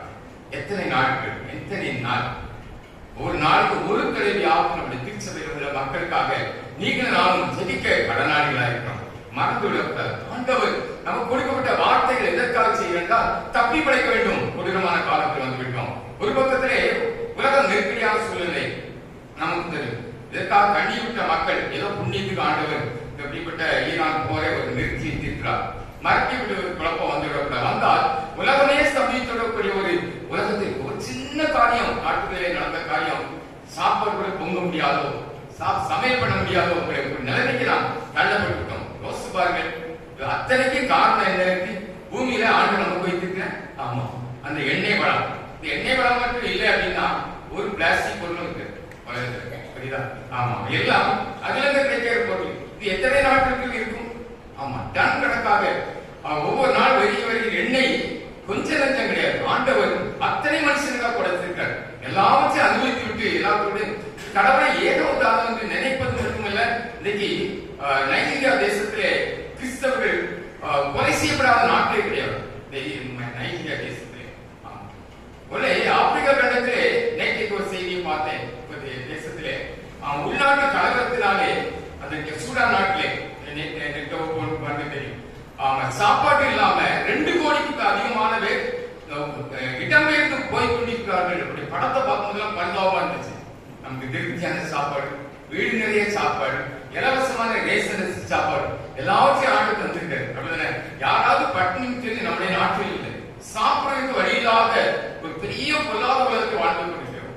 நமக்குள்ளே போட்டி, நமக்குள்ளே பொறாமைகள், நீயா நானா ஆகிற சண்டை நடந்து கொண்டிருக்கிறோம். பார்க்கிறோம் பவுல் இருக்கும்போது அப்பத்தை எடுத்து எல்லாருக்கும் முன்பாக தேவனை ஸ்தோத்திரித்து அதை விட்டு புசிக்க கொடுத்தார். தேவனுக்கு முன்பாக மகிமைப்படுத்துவதிலே உற்சாகமா இருக்கணுமா? யோசிப்பாங்க. இதே காரியத்தில் ஆண்டவர் ஒரு காரியத்தை செய்தார். வேகமாக நான் சொல்லி படிக்கலாம் நினைக்கிறேன். யோவான் எழுதின சுவிசேஷத்திலே ஆண்டவர்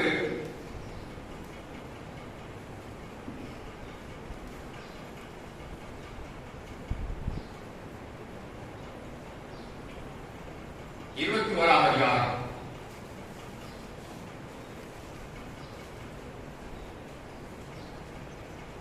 12 வாசிங்க. இயேசு அவர்களை நோக்கி வாருங்கள், போஜனம் பண்ணுங்கள் என்றார்.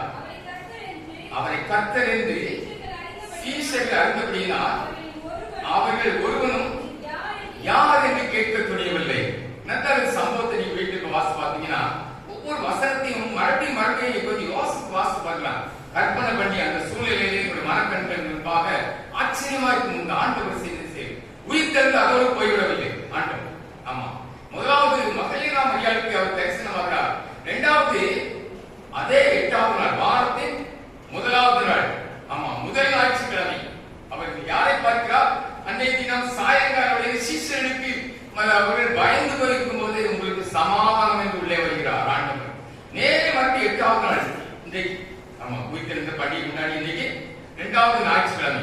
ஆமா 2வது நாள் பார்க்கும்போது அந்த வசனத்தை பார்க்கலாம்.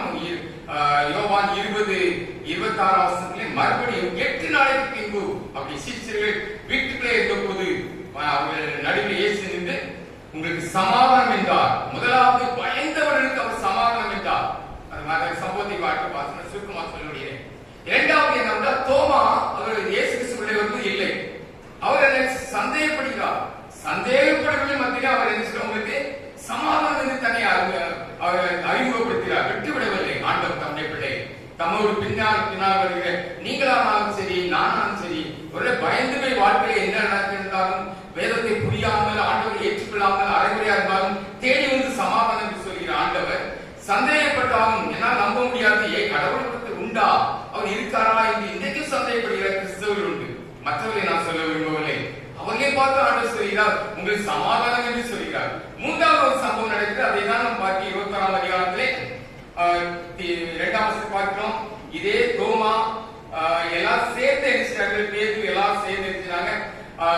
கூட்டிட்டு திடீர்னு பாக்குறாங்க, எப்பா இனிமே கதை நடக்க போறது, இயேசு வரப்போறது இல்ல, மீன் பிடிக்க போலாம் அப்படின்னு போறாங்க. ஆண்டவர் இன்னைக்கு ஆண்டவர் நீங்களும் நானும் அப்படிதான் இருக்கிறோம். தேவனுடைய வார்த்தைக்கு சித்தம் என்னன்னு தெரியும். எதையாவது செய்யக்கூடாதா என்று சொல்லி ஆண்டவர் 10 ஆண்டுகளாக நம்மோடு போராடி கொண்டிருக்கலாம், 40 வருஷமாய் போராடி கொண்டிருக்கலாம், 60 வருஷமாய் போராடி கொண்டிருக்கலாம். ஆண்டவருக்காக எதையாவது செய்யக்கூடாதா, எதையாவது இல்ல, எனக்கு வீடு இருக்கு, வாசல் இருக்கு, தோட்டம் இருக்கு, தொடர்பு இருக்கு, தொழில் இருக்கு, ஓடிக்கொண்டே இருக்கிறோம். அங்கேயும் இயேசு வந்து நின்று சொல்கிறார். ஆமா, அங்கே பேர் ஒண்ணுமே இல்லைன்னு சொல்லும்போது அப்படி கையின் பிரயாசத்தையும் ஆசிரிக்கிற ஆண்டவர், தலைவருடைய உயிர் மணிய மயிரெல்லாம் எண்ணிவிட்டு ஆண்டவர் தன்னுடைய பிள்ளைகள் யாரும் கஷ்டப்படுவதை விரும்புவதில்லை. ஏதோ ஒரு விதத்துல இன்னைக்கு நீங்க நான் நல்லா இருக்கணும்டா, இன்றைக்கும் ஆண்டவருக்காக செய்த காரியத்தை ஆண்டு மறக்கவில்லை. அதனாலதான் நம்முடைய கையின் பிரயாசத்தை ஆசிரியக்கிறார், நம்முடைய காரியங்களை ஆசிரியர், நம்முடைய பிள்ளைகளை ஆசிரியக்கிறார். தொழில் செய்ய வேற எங்கேயோ போயிருந்தாலும் அங்கே அவர்களை அந்த இடத்துல கொடி கட்டி பறக்க வைக்கிறார். காரணம் என்றால் அவருடைய வார்த்தைக்கு கீழ்ப்படுத்தி இதே ஆலயத்தை ஒப்புப்படுத்த காரியங்கள் இங்கே பார்க்கிற ஆண்டு பார்க்கிறார். அவருடைய போய் புசிக்கிறதுக்கு ஏதாவது உண்டா, ஆண்டவர் உயிர்த்தந்த ஆண்டவருக்கு சாப்பிடுவதற்கு வயிறு எங்கே யோசிச்சு பாத்தீங்களா? இன்னைக்கு பின்னால பாருங்க. ஆமா, பார்க்க பேருவதை கண்டுதான் சுத்தமா சொல்லிதான். இந்த இயேசு என்று கண்டவுடன் அவர் அரைமுறையான டிரெஸ் ஆடை உடுக்கிறவர் அதை பார்க்க அது அப்படியே போய் நிற்காமல் மேல சட்டையை கட்டி மறுபடியும் இடுப்புல கட்டி 7வது பார்க்க குதித்தான் என்று பார்க்கிறான். அது மட்டுமல்ல, ஆண்டவர் முன்னால் சொல்ற வலது பக்கத்தை போடுங்க. ஆமா, போடும்போது அவங்களுக்கு திரளான மீன்கள் அகப்பட்டது. அந்த வீட்டை எடுக்கும்போது 153 மீன்கள் இருந்ததாக நாம் பார்க்கிறோம். அவ்வளவு பெரிய மீன், அவ்வளவு பெரிய ஆசிரியர் ஆண்டவருக்கு வார்த்தை கீழ்ப்படுத்தி ஆண்டவருக்காக பிரயாசம் போடும்போது ஆண்டவர் பேதுருவை பார்த்து கொண்டே இருக்கிறார். தன்னை கர்த்தர் என்று அறிந்து விட்டான். இறுதிக்கு யோசனைக்கு அறிந்த ஆண்டவர் அறிந்தபடினால் நம்முடைய வேகத்தை கவனிக்கிறார். ஆண்டவருக்காக ஒரு வார்த்தை கேட்டு ஆண்டவருக்காக எதையாவது செய்ய வேண்டும் என்ற துடிப்பு அவர்களை இருந்து கொண்டே இருக்கிறது. உங்களுக்கு எனக்கு அது இருக்க வேண்டும். அதேதான் இந்த நாளிலே நான் உங்கள் மத்தியிலே சொல்ல விரும்புகிறேன். காரணம் என்ன? ஆண்டவர் தமக்காக எதையாவது செய்ய வேண்டும் என்று துடிப்புள்ளவர்களை ஆண்டவர் ஒரு நாள் கைவிடுவதில்லை. இங்கே பார்க்கலாம், பார்த்து மீன்களை கொண்டு வைக்கலாம். அதிலே ஆண்டவர் அதுக்கு முன்னாலே தீ எங்கிருந்து கொண்டு வந்தாரு தெரியாது. நம்ம ஆண்டவருக்கு நன்றாவே தெரியும். எல்லாருக்கும் அதுக்கு ஆண்டவர் தீ உண்டாக்குறாங்க சொல்லியிருப்பார். நான் நினைக்கிறேன் மீன் எங்கிருச்சு தெரியாது, அப்பத்தை கொண்டு வந்தாரு தெரியாது. எல்லாருக்கும் ரெடியா இருந்து அவருக்கு என்ன செய்யறாரு, வாருங்கள், ஆமா போதனை பண்ணுங்கள் என்று ஆண்டவர் சொல்லுகிறார். ஆலயத்துக்கு வந்திருக்க ஆண்டவர் மறுபடியும் கேட்கிறார், இந்த ஆதாரத்துக்கு வேற எதுவும் சம்பாதிக்க வேண்டாம், எதையும் தேட வேண்டாம். ஆலயத்தின் வேதத்தின் ஒவ்வொரு பக்கத்தையும் தேடி எனக்கு ஏதாவது இருக்கிற ஆதாரத்தை தேடிக்கொண்டே இருந்த ஆண்டவர் வாழ்க்கையில ஒரு குறை வைக்க மாட்டார்.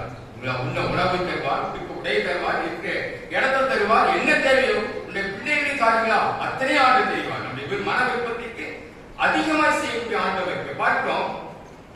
அவர் 14ஆம் வசனத்தை பாருங்க. 21:14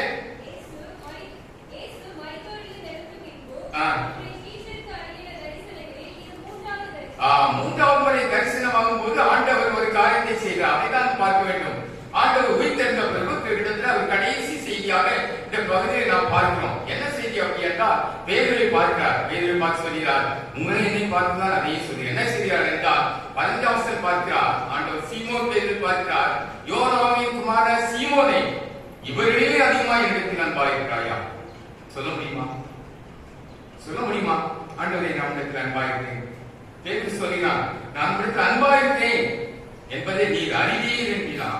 நான் நேசிக்கிறேன் என்பதை நீர் அறிவீர் என்கிறான். 15ஆம் வசனம் பார்க்கிறான். அவனுக்கு அன்பா இருக்காயா கேட்கிறாங்க. நாங்க நேசிக்கிறேன்ப்பா ஆண்டவர் சொல்ல முடியுமா? நீங்க ஆலயத்துக்கு வந்திருக்கோம், ஏதோ கடமைக்காக வந்தாரு. இந்த ஆலயத்துக்கு எழுதும்போது மனசார ஒரு குளிர்ந்த இதயத்தோடு ஆண்டவர் நம்ம நேசிக்கிறேன், நம்ம நேசிக்கிறாங்க, உயிரை கொடுத்தீங்க, எனக்கா எல்லாத்தையும் செய்த ஆண்டவர். ஆமா, கொஞ்சம் அப்படி கல்வாரி காட்சி கண்முன் நிறுத்தின ஆமா அடிச்சு துவைச்சு தொங்க போட்டுட்டாங்க. அந்த அளவுக்கு கிட்டத்தட்ட 17 மணி நேரம் அவரை சித்திரவதை செய்தார்கள். சித்திரவதை செய்து அவரை தொங்க போட்டு அவரை உயிரோடு சிலுவையில் அறைந்து கட்டி வைத்து அவர் நினைச்சிருந்தாருன்னா என்ன செய்திருக்கலாம்? மரத்தில் போயிருக்கலாமா? போயிருக்க முடியாதா? செய்திருக்கலாமே. ஆமா, யோவான் 12ஆம் அதிகாரம் நினைக்கிறேன். யோவான் 12ஆம் அதிகாரம் 12ஆம் அதிகாரம்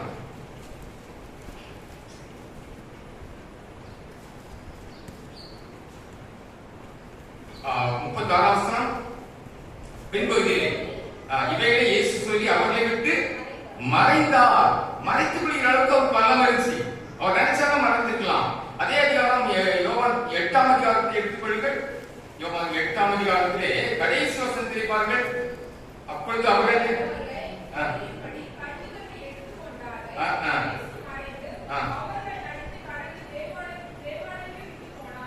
அவர்களை எரிமடிக்கு ஆண்டவர் நினைச்சிருந்தார்னா தன்னை கொலை செய்வதற்கோ காயப்படுவதற்கோ அவர் அனுமதிக்க அவசியம் இல்லை. அவர் மறைக்கக்கூடிய அளவுக்கு நம்முடைய ஆண்டவர் கண்களுக்கு முன்பாக உங்களுக்கு பிரச்சனை வந்துச்சுன்னா இதெல்லாம் கண் முன்னால வச்சு ஆண்டவரே நீ தம்மே மறைக்கிற அளவுக்கு ஒரு பெரிய ஆண்டவர் அல்ல. எனக்கு ஒரு பிரச்சனை வருது, இந்த பிரச்சனையில என்ன மறைச்சுன்னு கேட்பாரு, மறைச்சுவார். அவ்வளவு பெரிய ஆண்டவர். ஆமா, எனக்கு இப்படிப்பட்ட காரியங்கள் எல்லாம் செய்கிறார்கள். கை நீட்டி பேச அனுமதிக்க மாட்டாங்க. ஆமா ஆமா, பேச அனுமதிக்க மாட்டாரு. பேசினாங்க திருப்பி அவங்க சத்தம் இருக்கு. நான் சாட்சியம் சொல்ல விரும்பல. ஏன் இருக்கு நம்ம கேட்கக்கூடாது. ஆமா, உலகம் உங்களை பாதிக்கிறது முன்னே யோவான் 15:18 வாசகம் தெரியும். உலகம் உங்களை பாதிக்கிறதுக்கு முன்னே நாளைக்கு வந்திருக்க உங்களுக்கு எனக்கு ஆண்டு அவ்வளவு வல்லமை திரும்பி தந்திருக்கிறார். யாரையும் நம்மை பாதிக்கிறது ஆண்டு அனுமதிக்க மாட்டார்.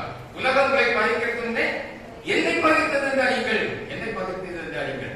உங்களை சொல்கிறவன் என் கண்மணியை சொல்கிறான் என்று சொல்கிற ஆண்டவர் நம்முடைய ஆண்டவர். யாரை பார்த்து சொல்கிறார்? ஒருவேளை பேதுருவை போல என்னை நேசிக்கிறேன் சொல்கிற ஆண்டவர் சொல்கிறார். இதெல்லாம் அறிந்த ஆண்டவர். ஆமா, ஒரு யூதாசை போல காட்டி கொடுத்து வந்திருக்கிறோமா? யோசிப்பாரு. ஆமா, யூதாசை பற்றி ஒரு இடத்துல சொல்லிட்டு பணப்பையை சுமக்கிறவனா இருந்தபடியா அப்படின்னு எழுதப்பட்டிருக்கும். அந்த ஸ்திரீ வேறுபட்ட ஸ்திரீ அந்த தைலத்தை ஊற்றி பண்ணும்போது இதை 100 பணத்தை வச்சுக்கலாமே என்று சொல்லி யூதாஸ் சொல்கிறான். ஆனா வேதத்தில் நம்முடைய தமிழ் வேதாகத்திலே பணப்பையை சுமக்கிறவன் என்று எழுதப்பட்டிருக்கிறது. ஆனால் ஆர்சி வேதத்தில் என்ன எழுதப்பட்டிருக்கிறார்? தன்னுடைய சொந்த தேவைக்காக பொது பணத்தை இருந்து செலவழித்துக் கொண்டவன், அதனால்தான் அவனை திருடன் என்று எழுதப்பட்டிருக்கிறது. யோசிச்சு பாருங்க, ஆண்டவருக்காக கொடுக்கிற பணியா பணத்தை ஆண்டவருடைய ஒழிக்கின்ற காரியத்தை வஞ்சிக்கிறவனா இருந்தான். அவன் தெரிந்தே காட்டி கொடுத்தான். இன்னைக்கு ஆண்டவருடைய பிள்ளைகளா இருக்கும். ஆலயத்துக்கு வரணும், எல்லாம் பண்றோம். ஆனா தெரிஞ்சே தப்பு பண்றோம். யூதாஸ் தெரிஞ்சே தப்பு பண்ணாங்கிறது இன்னொரு அடையாளத்தை காண்கிறேன். இதெல்லாம் நம்முடைய வாழ்க்கை எச்சரிக்கை. மார்க்கு 17ஆம் அதிகாரம் 44ஆம் வசனம் பாருங்க. சொல்கிறான், யூதாஸ் அவரை காட்டி கொடுக்கிறவனாகிய யூதாஸ். வாசிக்க மார்க் 14:44. அவரை காட்டி கொடுக்கிறவன் நான் எவனை முத்தம் செய்வேனோ அவன்தான் அவனை பிடித்து பத்திரமாய் கொண்டு போங்கள் என்று அவருக்கு குறிப்பு சொல்லியிருந்தார். யோசிச்சு பாருங்க, காட்டி கொடுக்க அப்பா அவருக்கு தெரியும், மறந்து போயிடுவாரு. அவர் மனசுல இருக்கு. புரியுதா? நமக்கு ஆர்டர் நல்லா தெரியுது. ஆனா நமக்கு அதுக்கு ஒத்து வராதுன்னு சொல்லி என்ன செய்யலாம்? நமக்கு நம்ம காரியம் நடந்தா போதும். நமக்கு நடந்த காரியம் நம்ம டயசிஸ் எலெக்ஷன் நடந்து ஒரு முக்கியமான நம்ம பார்க்கக்கூடிய சூழ்நிலை வந்துச்சு. எல்லாம் சிறப்பாக்கிய டயசிஸ் காரணம் இருந்தா தெரிய வேண்டிய கதை. ஆமா, ஏன் அப்படி பண்றீங்க? ஆமா, அவங்கதான் அப்படி பண்ணாங்க, நீங்களும் பண்றாங்க. எந்த எவ்வளவு படி வாங்கினாங்க, விடுவோம் பண்ணாங்க. சொன்ன வார்த்தை யார் எவ்வளவு சொன்னா அவங்க தெரிஞ்சு பண்ண சொல்ல விரும்புறேன். ஆனா ஆண்டவர் அதான் சொல்றாரு, யூதாஸ் நமக்கு என்ன வித்தியாசம் இருக்கு? ஆமா, அவர் மறைச்சிருவான்னு தெரியும், ஒண்ணுக்கு தெரியும். இயேசு கிறிஸ்து ஒரு முகத்தை தான் பார்க்கணும். ஆமா, அவருடைய பின்பக்கத்தை நம்ம பார்க்கல, இல்லாட பின்னல பார்க்கணும், அன்புள்ளவன் பார்க்கணும். ஆனா அவர் நியாயாதிபதிங்கிறத மறந்துவிட்டோம். ஆமா, சங்கீதத்திலே சொல்லி எழுதப்பட்ட 2ஆம் அதிகாரத்திலே 12ஆம் வசனம் நினைக்கிறேன், குமாரன் கோபம் கொள்ளாமலும் நீங்களே வழியிலே ஒரு வாழ்க்கை பிரயாணத்தின் வழியிலே 70-80 வயசு குறைஞ்சிருக்கணும். நீ 50 வயசுல செத்துறாரு, 40 வயசுல செத்துறாரு. ஆமா, அழிந்து போகாமல் இருக்கும்படி அவரை முத்தம் செய்யுங்கள். ஆமா, முத்தம் செய்யுங்கள் நினைக்கணும். தினமும் பாதத்தில் முத்தமிடணும். போய் தேவசத்தை வேதத்தை வாசிக்கணும். தப்பு தவறு செய்த மன்னிச்சு நாடு கிடக்கணும். ஞாயிற்றுக்கிழமை ஆலயத்தில் நிற்கணும். உங்களுக்கு கம்பெனி கொடுக்கூடாது. ஆமா, புரியுதா? ஆமா, எனக்கு வேலை இருக்கு, வெட்டி இன்னும் நான் எனக்கு வேலை வெட்டி சரி 7ஆம் அதிகாரம் 12-17 வாசிப்பாங்க.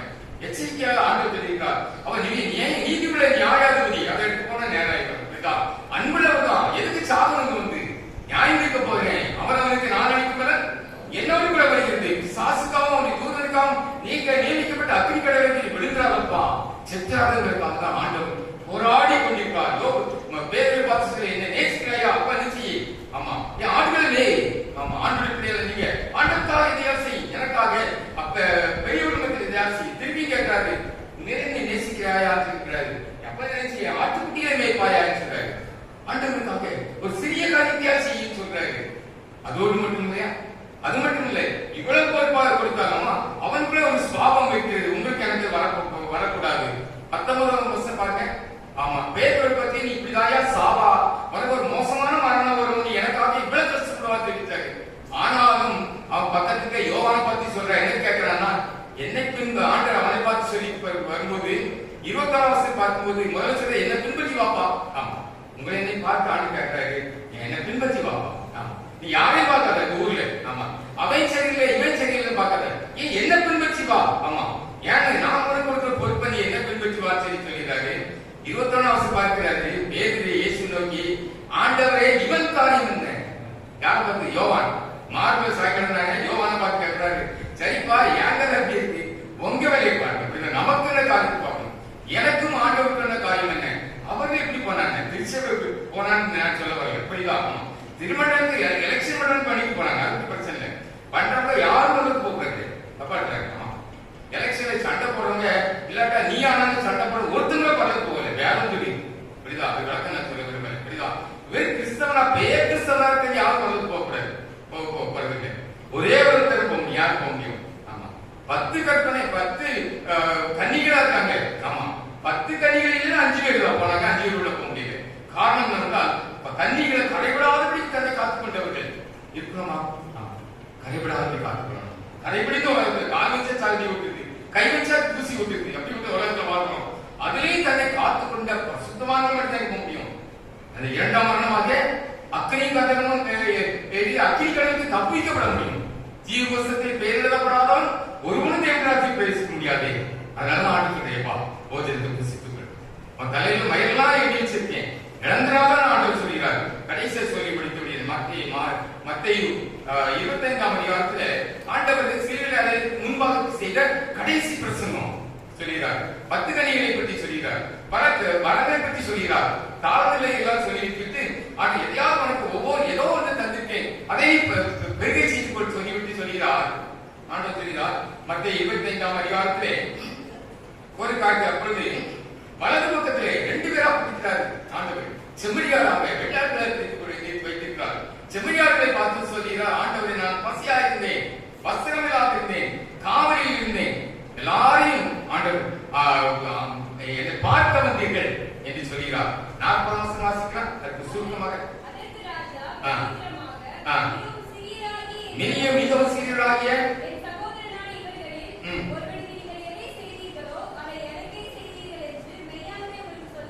சொல்ல முடியுமா? நம்மை பார்த்து ஆண்டவர் எதையாவது சிறிய காரியத்தை ஆண்டவருக்காக செய்திருக்கோம். அப்படிதான் படிக்கிற மாணவிகளா இருக்கலாம், பள்ளிக்கூடத்தில் ஏதாவது படிக்கிறோம். அப்படிதான் நான் வேலை பார்க்குற டீச்சர்ஸ் கேட்டு பார்த்தேன். ஆமா உங்க பிள்ளைக்கு ஏதாவது சாட்சியா இருக்காங்க. ஒரு சில பார்த்தோன்னே உங்க பிள்ளைங்க உங்க கேவலமா பேசுறது, டீச்சரா எப்ப போய் தொலைவாளான்னு சொல்றாங்க. அந்த பிள்ளைகளை நேசிக்க கூடாதா? வேலை பார்க்கிற பிள்ளைகளை நீ ஆசிரியக்க கூடாதா, நேசிக்க கூடாதா? ஒரு ஆசிரியர் கடையில் பக்கத்துல படிச்ச மாணவன் பேரே எப்படி இருக்கா அப்படின்னு அவன் முறைச்சிட்டு சொன்னான், வாழ்க்கையை போச்சு அப்படின்னா எனக்கு ஷாக் ஆகிட்டு வந்துகளுக்கு ஏன்பா பேசுறா அப்படின்னு. இவன் படிக்கூடாம அடிச்சிருக்காங்க, அடித்தாங்க, ஊருக்கு ஓடிட்டேன், ஸ்கூலே இடையில விட்டுட்டேன், 10ஆம் கிளாஸ்ல ஓடிட்டேன். எதுக்காக சொல்லிடுறேன்னா கண்டிப்பா எனக்கு சொல்லி தந்துக்கலாம், புரியல சொல்லி தந்துக்கலாம். அப்படி நடவடிக்கை எப்படி இருக்கா? பிள்ளைகளை ஆகா பண்ணிக்கிற நமக்கு ஏதோ பண்ணிருக்கலாம், கடை இருக்கலாம். ஆமா சேலத்துக்கு ஊருக்கு போயிடணும். ஒரு கடைக்காரர் பேர் அந்த ஏசு கடைக்காரருக்காக வீட்டுக்கு போகணும், கடைக்கு போவோம் அப்படின்னு கேட்டேன். என்னன்னா அந்த கடைக்காரர் பேர் என்னன்னா ஏசு கடைக்காரர். கடைக்காரன் ஏசு பத்தி சொல்லாம இருக்க மாட்டேன். புரியுதா? ஆமா 4 குட்டப்படி 2 பையன் இருக்காங்க. அந்த கடையில வந்து முழு வேலை ஞாயிற்றுக்கிழமை காலையில கிளம்பிடுவார். நாங்க 3 நாள் பயிர் பண்ணா 3 நாள் எங்களுடைய சுத்தம் வந்துடும், கடையை அடைச்சு கொடுத்து வந்துடுவாரு. இதுக்கு எதுக்கா சொல்றீங்கன்னா நம்முடைய வாழ்க்கையை பார்க்கும்போது இயேசு கடைக்காரர் இல்லாட்டா இப்ப இயேசு பிள்ளை சொல்றது நம்ம சொல்ல முடியுமா? யோசிப்பாங்க. ஆமா அதாவது போதற்கு வேதம். ஆமா இன்னைக்கு சொல்றாங்கல்ல நம்முடைய வாழ்க்கையும் நம்முடைய நடைமுறை அதெல்லாம் தான் ஆண்டு சொல்கிறார். வலது பக்கம்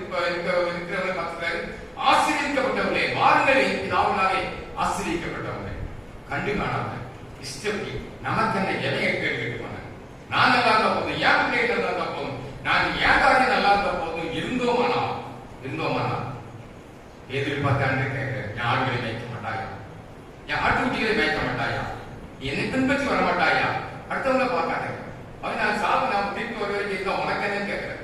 அதை பற்றி பிரச்சனை இல்லை. தேவன் நாளை ஆறாயிரம் வந்திருக்கோம். தேவனை நோக்கி பார்க்க ஆண்டவரே அப்படி சமுத்திரம் வந்திருக்கேன். உனக்கு எனக்கு உறவுல ஏதாவது இருந்தா எடுத்து கொடுத்தேன். நான் எதையாவது செய்து பொறுத்தேன் அப்படி பார்த்தேன். அதனால ஒரு என்ன சகோதரர் முட்டு ஆபரேஷன் பண்ண வேண்டிய சூழ்நிலை, நடக்க முடியாது, கார் ஆக்சிடென்ட் கூட மிதிக்க முடியாத ஒரு நிர்பந்தமான நிலை, புலம்பினா நல்ல போஸ்ட் இருக்கான், அங்கே இப்படி ஒரு காரியத்திற்கு என்ன பண்ணலாம், ஆபரேஷன் பண்ணணும் நான் தம்பி ஒண்ணு செய், உமக்காக எதையாவது செய்யறேன்னு சொல்லி பாரு. கத்தி வைக்காம ஆண்டு சுகத்தை சொல்லி ஆண்டவரே கத்தி வைக்காம எனக்கு சுகத்தை தாங்க, நான் உமக்காக எதையாவது நீ எதை சொல்லாலும் செய்யறேன்னு சொல்லி பாரு. அவனுக்கு சொல்றது யோசனை. காரணம் நம்ம ஐடி கிட்ட கிட்டத்தட்ட 4 லட்சம் சம்பளம் வாங்கினான். ஒருவேளை வேலையை விட்டு வந்து கூப்பிட்டுருவான்னு ஆண்டு சொல்ற பயப்படுறேன்னு கேட்டேன். சிரிச்சான். விட்டு வந்து பாரு, அதோட நிறைய கவலைப்படாத. நீ உனக்கு முட்டு ஆபரேஷன் பண்ணி திருப்பி ஒரு சரியில்லைன்னா இந்த காரியம் உனக்கு ஓட்டை இல்லாதப்பா ஆண்டு ஒப்பு கூடாதா? ஒப்பு கொடுத்தான். சரி அந்த நான் ஒப்பு கொடுத்தேன். ஆண்டு நீ என்ன சொன்னா சரி, போன்ல ஜோம் ஜோம் நீ என்ன சொன்னாலும் சரி அப்படின்னா நேரத்தில் நீர் செய்ய தெரியுமா? 10 நாள் நடந்த சம்பவம். ஏன் நீங்க நான் செய்வேன்? நம்ம ஆட்டை எங்கேயோ இல்லை, பக்கத்துல இருக்கு, பக்கத்துல இருக்கு. வாழ்க்கை அனுபவிச்சு நல்லா இருந்துச்சு. புரியுதா? வார்த்தை மொழிக்கு படிவோம் ஆண்டவரை மக்கா இதையாசி பண்ணாங்க. ஆனா இன்னைக்கு நம்ம ஒரு சூனிய கையை கையில வச்சுட்டே காலத்தை ஓட்டிடும். அந்த சூனிய கையை கையில வச்சு பல மணி நேரம் இணைஞ்சவர்கள் கையில வச்சு காலத்தை ஓட்டி மொபைல் சொல்லி, புரியுதா? அதுல மணிக்கணக்கான நேரத்தை செலவழிக்கும். காலத்தை நம்முடைய மனசு கெடுத்து, சிந்தனை கெடுத்து, எல்லாவற்றையும் கெடுத்து அந்த வாழ்க்கையை தேவசத்தை நிறைவேற்றாமல் போய்க்கிறோம். மத்த 25ஆம் அதிகாரம் கடைசி வசனத்தை பாருங்க. அந்தபடியே நித்திய இவர்கள் யார் சொல்லியிருக்குது? தேவனுடைய வார்த்தையை கீழ்ப்படியாமல் போன இடது பக்கம் அதுல விளக்க உண்மையை விட்டு வாசிங்க. இடது பக்கம் இருக்கிறவர்களை பார்த்து ஆண்டு சொல்கிறார். ஆமா, இவர்கள் நித்திய ஆக்கினை அடைய போறாங்க. நீதிமான்கள் என்ன போறாங்களா? நித்திய ஜீவனை அடைய புறப்பட்டு போகிறார்கள். கடைசியா வாசி படிப்பாங்க. வெளிப்படுத்தல் 20ஆம் அதிகாரத்திலே வாசிக்கலாம். 12ஆம் வசனத்திலே மரித்தோராகிய சீயோரை பெயரையும் புஸ்தகங்கள் பலவிதமா நம்ம செய்த காரியங்கள் எல்லாம் நமக்கு முன்பாக புஸ்தகங்கள் திறக்கப்படுகின்றன. ஜீவ புஸ்தகம் வேறொரு புஸ்தகம் திறக்கப்பட்டது.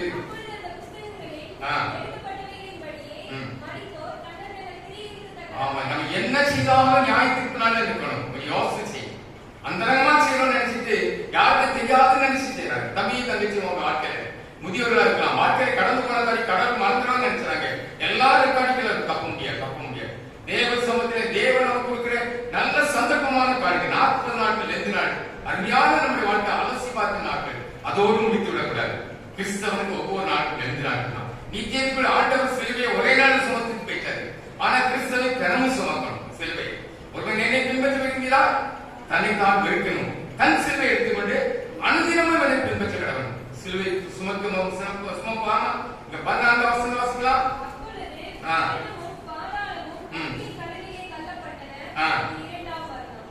அடுத்த வசனம் ஜீவ புஸ்தகத்திலே பேர் எழுதப்படாதவன் எவனோ அவன் அக்கினி கடலிலே தள்ளப்பட்டான். தேவ சமூகத்தில் எத்தனை அவசரத்தை சொன்னார். நம்ம மட்டும் இருந்தா போதுமா? எத்தனை பேரை காப்பாற்றிருக்கோம்? எதையாவது செய்து சாகிறதுல ஒரு நபரையாவது ஆண்டவர்கள் வழிநடத்தி சொல்ல முடியுமா? ஒரு நபரை வழிநடத்தினா போதும், ஒரு பெரிய சாதனை. புரியுதா? சொந்த குடும்பத்துல நீங்க ஆதாயம் பண்ண முடியும்.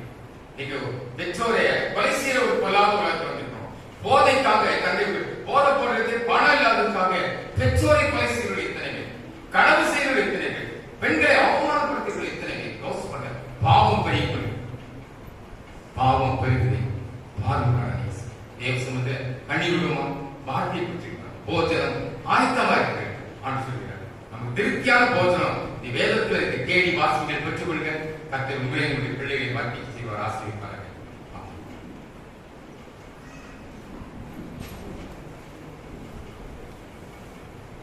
காணிக்கை பாடலாக நாம் யாவரும் எழுந்து நின்று ஆராதனை கீதங்கள் 216, 200 கீதம் 528, கிறிஸ்தவ கீர்த்தனை 225 எல்லாம் இயேசுவே எனக்கு எல்லாம் இயேசுவே. ஆராதனை கீதங்கள் 216, 200 கீதம் 528, கிறிஸ்தவ கீர்த்தனை 227.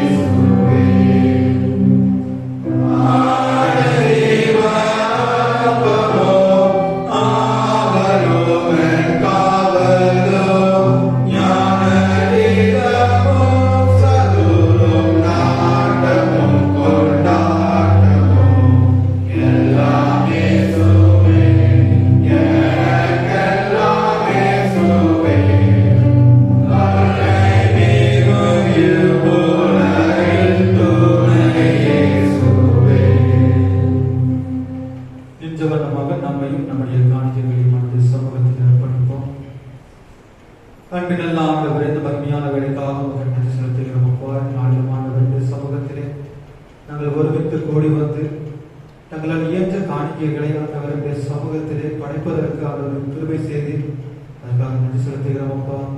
எந்த நோக்கத்தோடு பிள்ளைகள் இந்த காணிக்கைகளை படைத்திருக்கின்றார்களோ அந்த நோக்கம் வாழ்வின் ஆசீர்வாதமாக அவருடைய பிள்ளைகளுக்கு ஆண்டவர் நீர் நிறைவேற்றி தரும்படியாக ஜெபிக்கிறோம் அப்பா.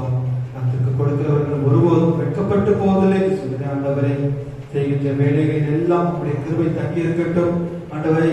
உங்களுடைய சமூகத்தில் கொடுக்கின்ற ஒவ்வொரு பிள்ளைகளையும் நீங்கள் ஆசீர்வதித்து பலப்படுத்தும்படியாக நாங்கள் ஜெபிக்கிறோம் அப்பா. படைக்கப்பட்டிருக்கின்ற பை காணிக்கைகள், சோஸ்திர காணிக்கைகள் எல்லாவற்றையும் உங்களுடைய கருத்தில் அர்ப்பணிக்கிறோம். பயன்படுத்தப்படுகின்ற எல்லா காரியங்களையும் ஆண்டவரை நீர் ஆசீர்வதிக்கும்படியாக நாங்கள் ஜெபிக்கிறோம் அப்பா. உம்முடைய கருத்தில் வாங்கி நாம் இப்பொழுது முழு இருதயத்தோடு உம்முடைய சமூகத்தில் படைப்பதற்கான கிருபை செய்ததற்காக செலுத்துகிறோம். இதை ஏற்றுக்கொள்ளும் ஆசீர்வதியும் மீட்பர் இயேசுவின் மூலம் துவக்கலும் ஜீவனுள்ள பிதாவே.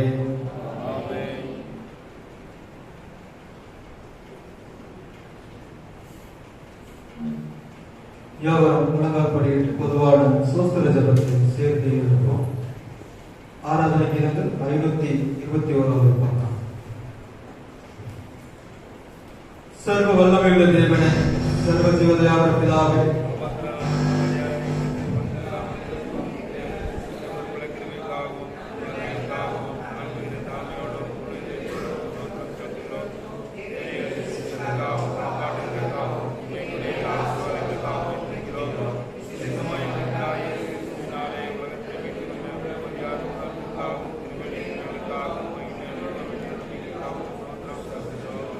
நாங்கள் உண்மையாக இருக்கிறோம். எங்கள் ஊழியத்துக்கு ஒப்புக் கொடுத்து எங்கள் வாழ்நாளெல்லாம் உமக்காக பிரசித்தம் எங்கள் வாழ்நாளை மாத்திரமல்ல எங்கள் இலக்கையினால் எப்போது சாப்பிடுறோம் செய்ய வேண்டும் என்று சுகமாய் வேண்டிக்கொள்கிறோம். அவருக்கும் தேவருக்கும் சாபாவும் எல்லா வேண்டியும் மகிமை சதாகாலங்களும் உண்டாவதாக. ஆமென். துதிகளின் மத்தியில் வாசம் பண்ணுகிற எங்கள் அன்பின் நல்ல தேவனே,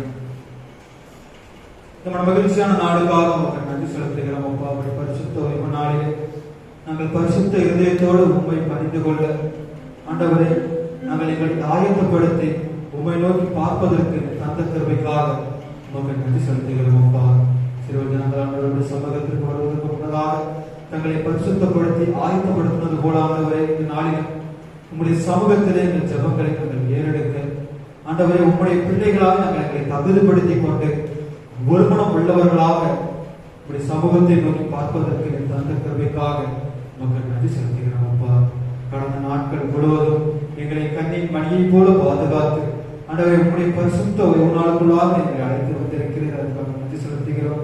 6 நாட்களும் ஆண்டவரை எங்கள் வேலைகளை ஆசீர்வதித்து ஆண்டவரை எங்கள் வாழ்வின் பலன்கள் எல்லாவற்றையும் ஆசீர்வாதமாக தந்து எங்களை நிறைவாக போஷித்தீரே. அதுக்காக நன்றி செலுத்துகிறோம். அப்பா, இந்த ஓய்வு நாள் மாத்திரமல்ல ஆண்டவரே, ஒவ்வொரு நாளும் நாங்கள் உங்களுடைய வார்த்தையிலும் உங்களுடைய வசனத்திலும் நிலைத்திருப்பதற்கு ஆண்டவர் கிருபை செய்ய வேண்டும் என்று நாங்கள் ஜெபிக்கிறோம். அப்பா, உங்களுடைய வேத வார்த்தைகள் எங்கள் கரத்தில் கிடைக்காமல் போகும் நாட்கள் வரும் என்பதை நாங்கள் அறிந்திருக்கிறோம். ஆண்டவரே, உங்களுடைய வருகைக்கு முன்பதாக நாங்கள் எங்களை தகுதிப்படுத்திக் கொள்ள மற்றவர்களை ஆயத்தப்படுத்த ஆண்டவர் கிருபை செய்ய வேண்டும் என்று நாங்கள் ஜெபிக்கிறோம். அப்பா, வருகை சமீபமாக இருக்கிறது என்பதை அறிந்திருக்கிறோம்.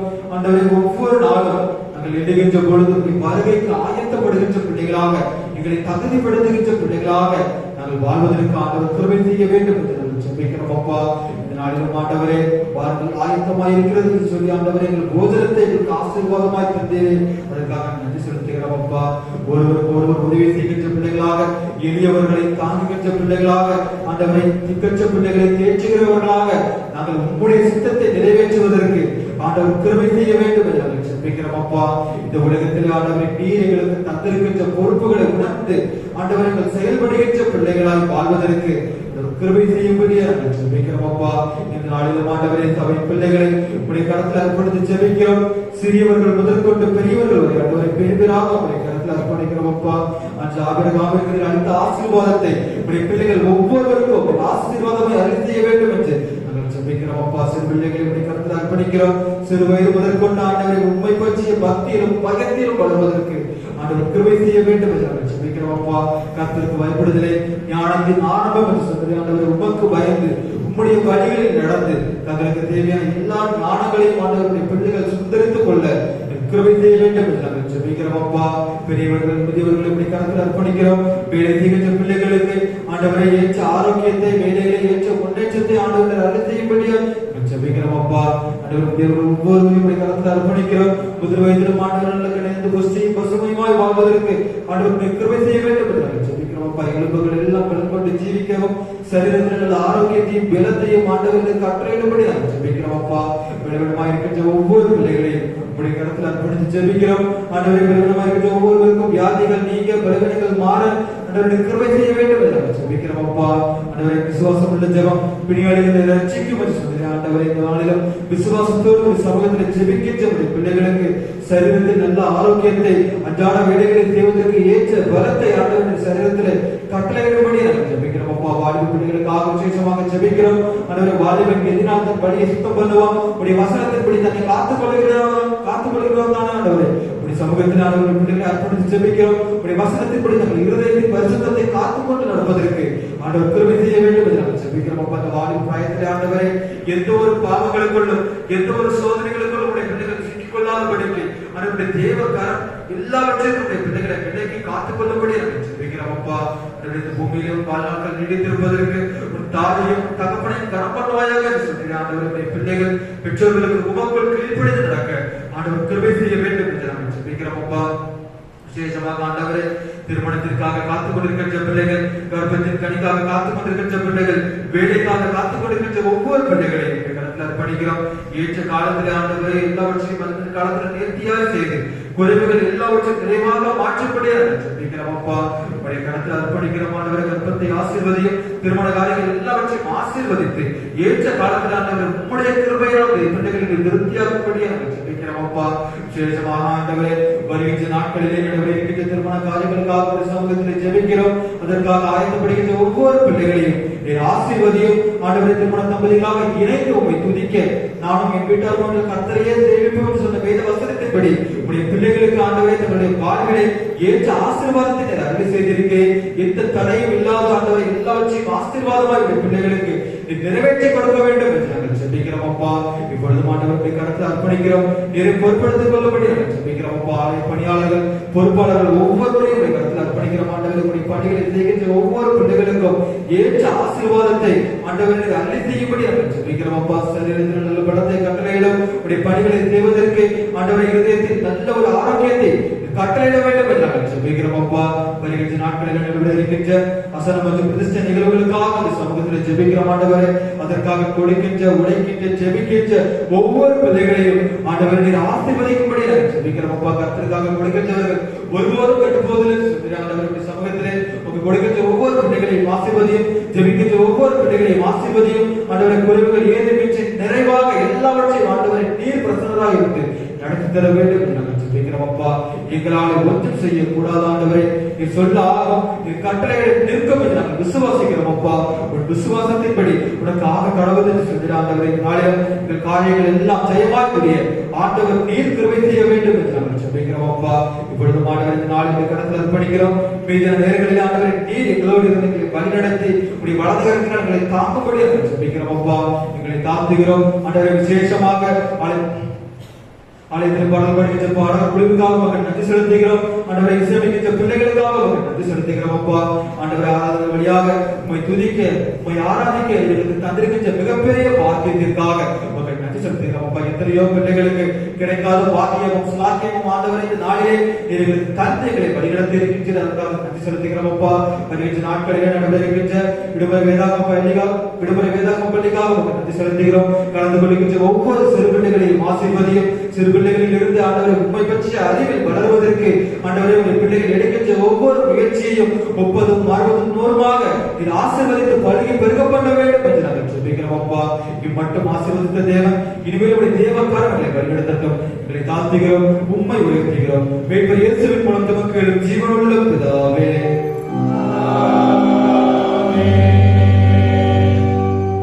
இத்தருணத்தில் விரும்பப்பட்ட விடங்கள் வாழும் நம்பங்களை செய்ய எங்களுக்கு சிறப்பு வல்லவன தேவனே, 2 விரோதம் 3 விரோதம் நாமத்தினாலே கூடி வரும்பொழுது அவர்கள் கேட்கிறவர்களுக்கு வாக்களிக்கிறது. கர்த்தாவே, உமது அடியாராக எங்களுக்கு வேண்டிய நன்மைகள் உண்டாக எங்கள் விருப்பங்களையும் வேண்டியவர்களையும் இப்பொழுது நிறைவேற்றி இம்மையிலே சேர்த்து நிறைவையும் மறுமையிலே ஜீவனையும் எங்களுக்கு கட்டளையிட்டார்கள்.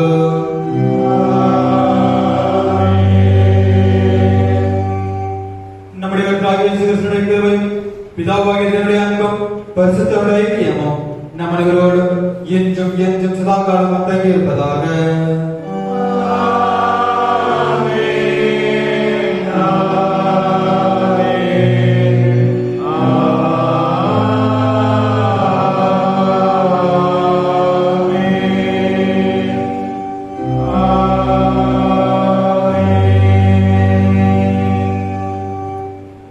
பின்பவனை விதமாக நாம் யாவரும் எழுந்து நின்று ஆராதனை கீதங்கள் 722, இருஞ்சாண்டு கீதம் 488, பாமாலை 326, ரட்சா பெருமானின் பாரும் புண்ணிய பாரமணியம்.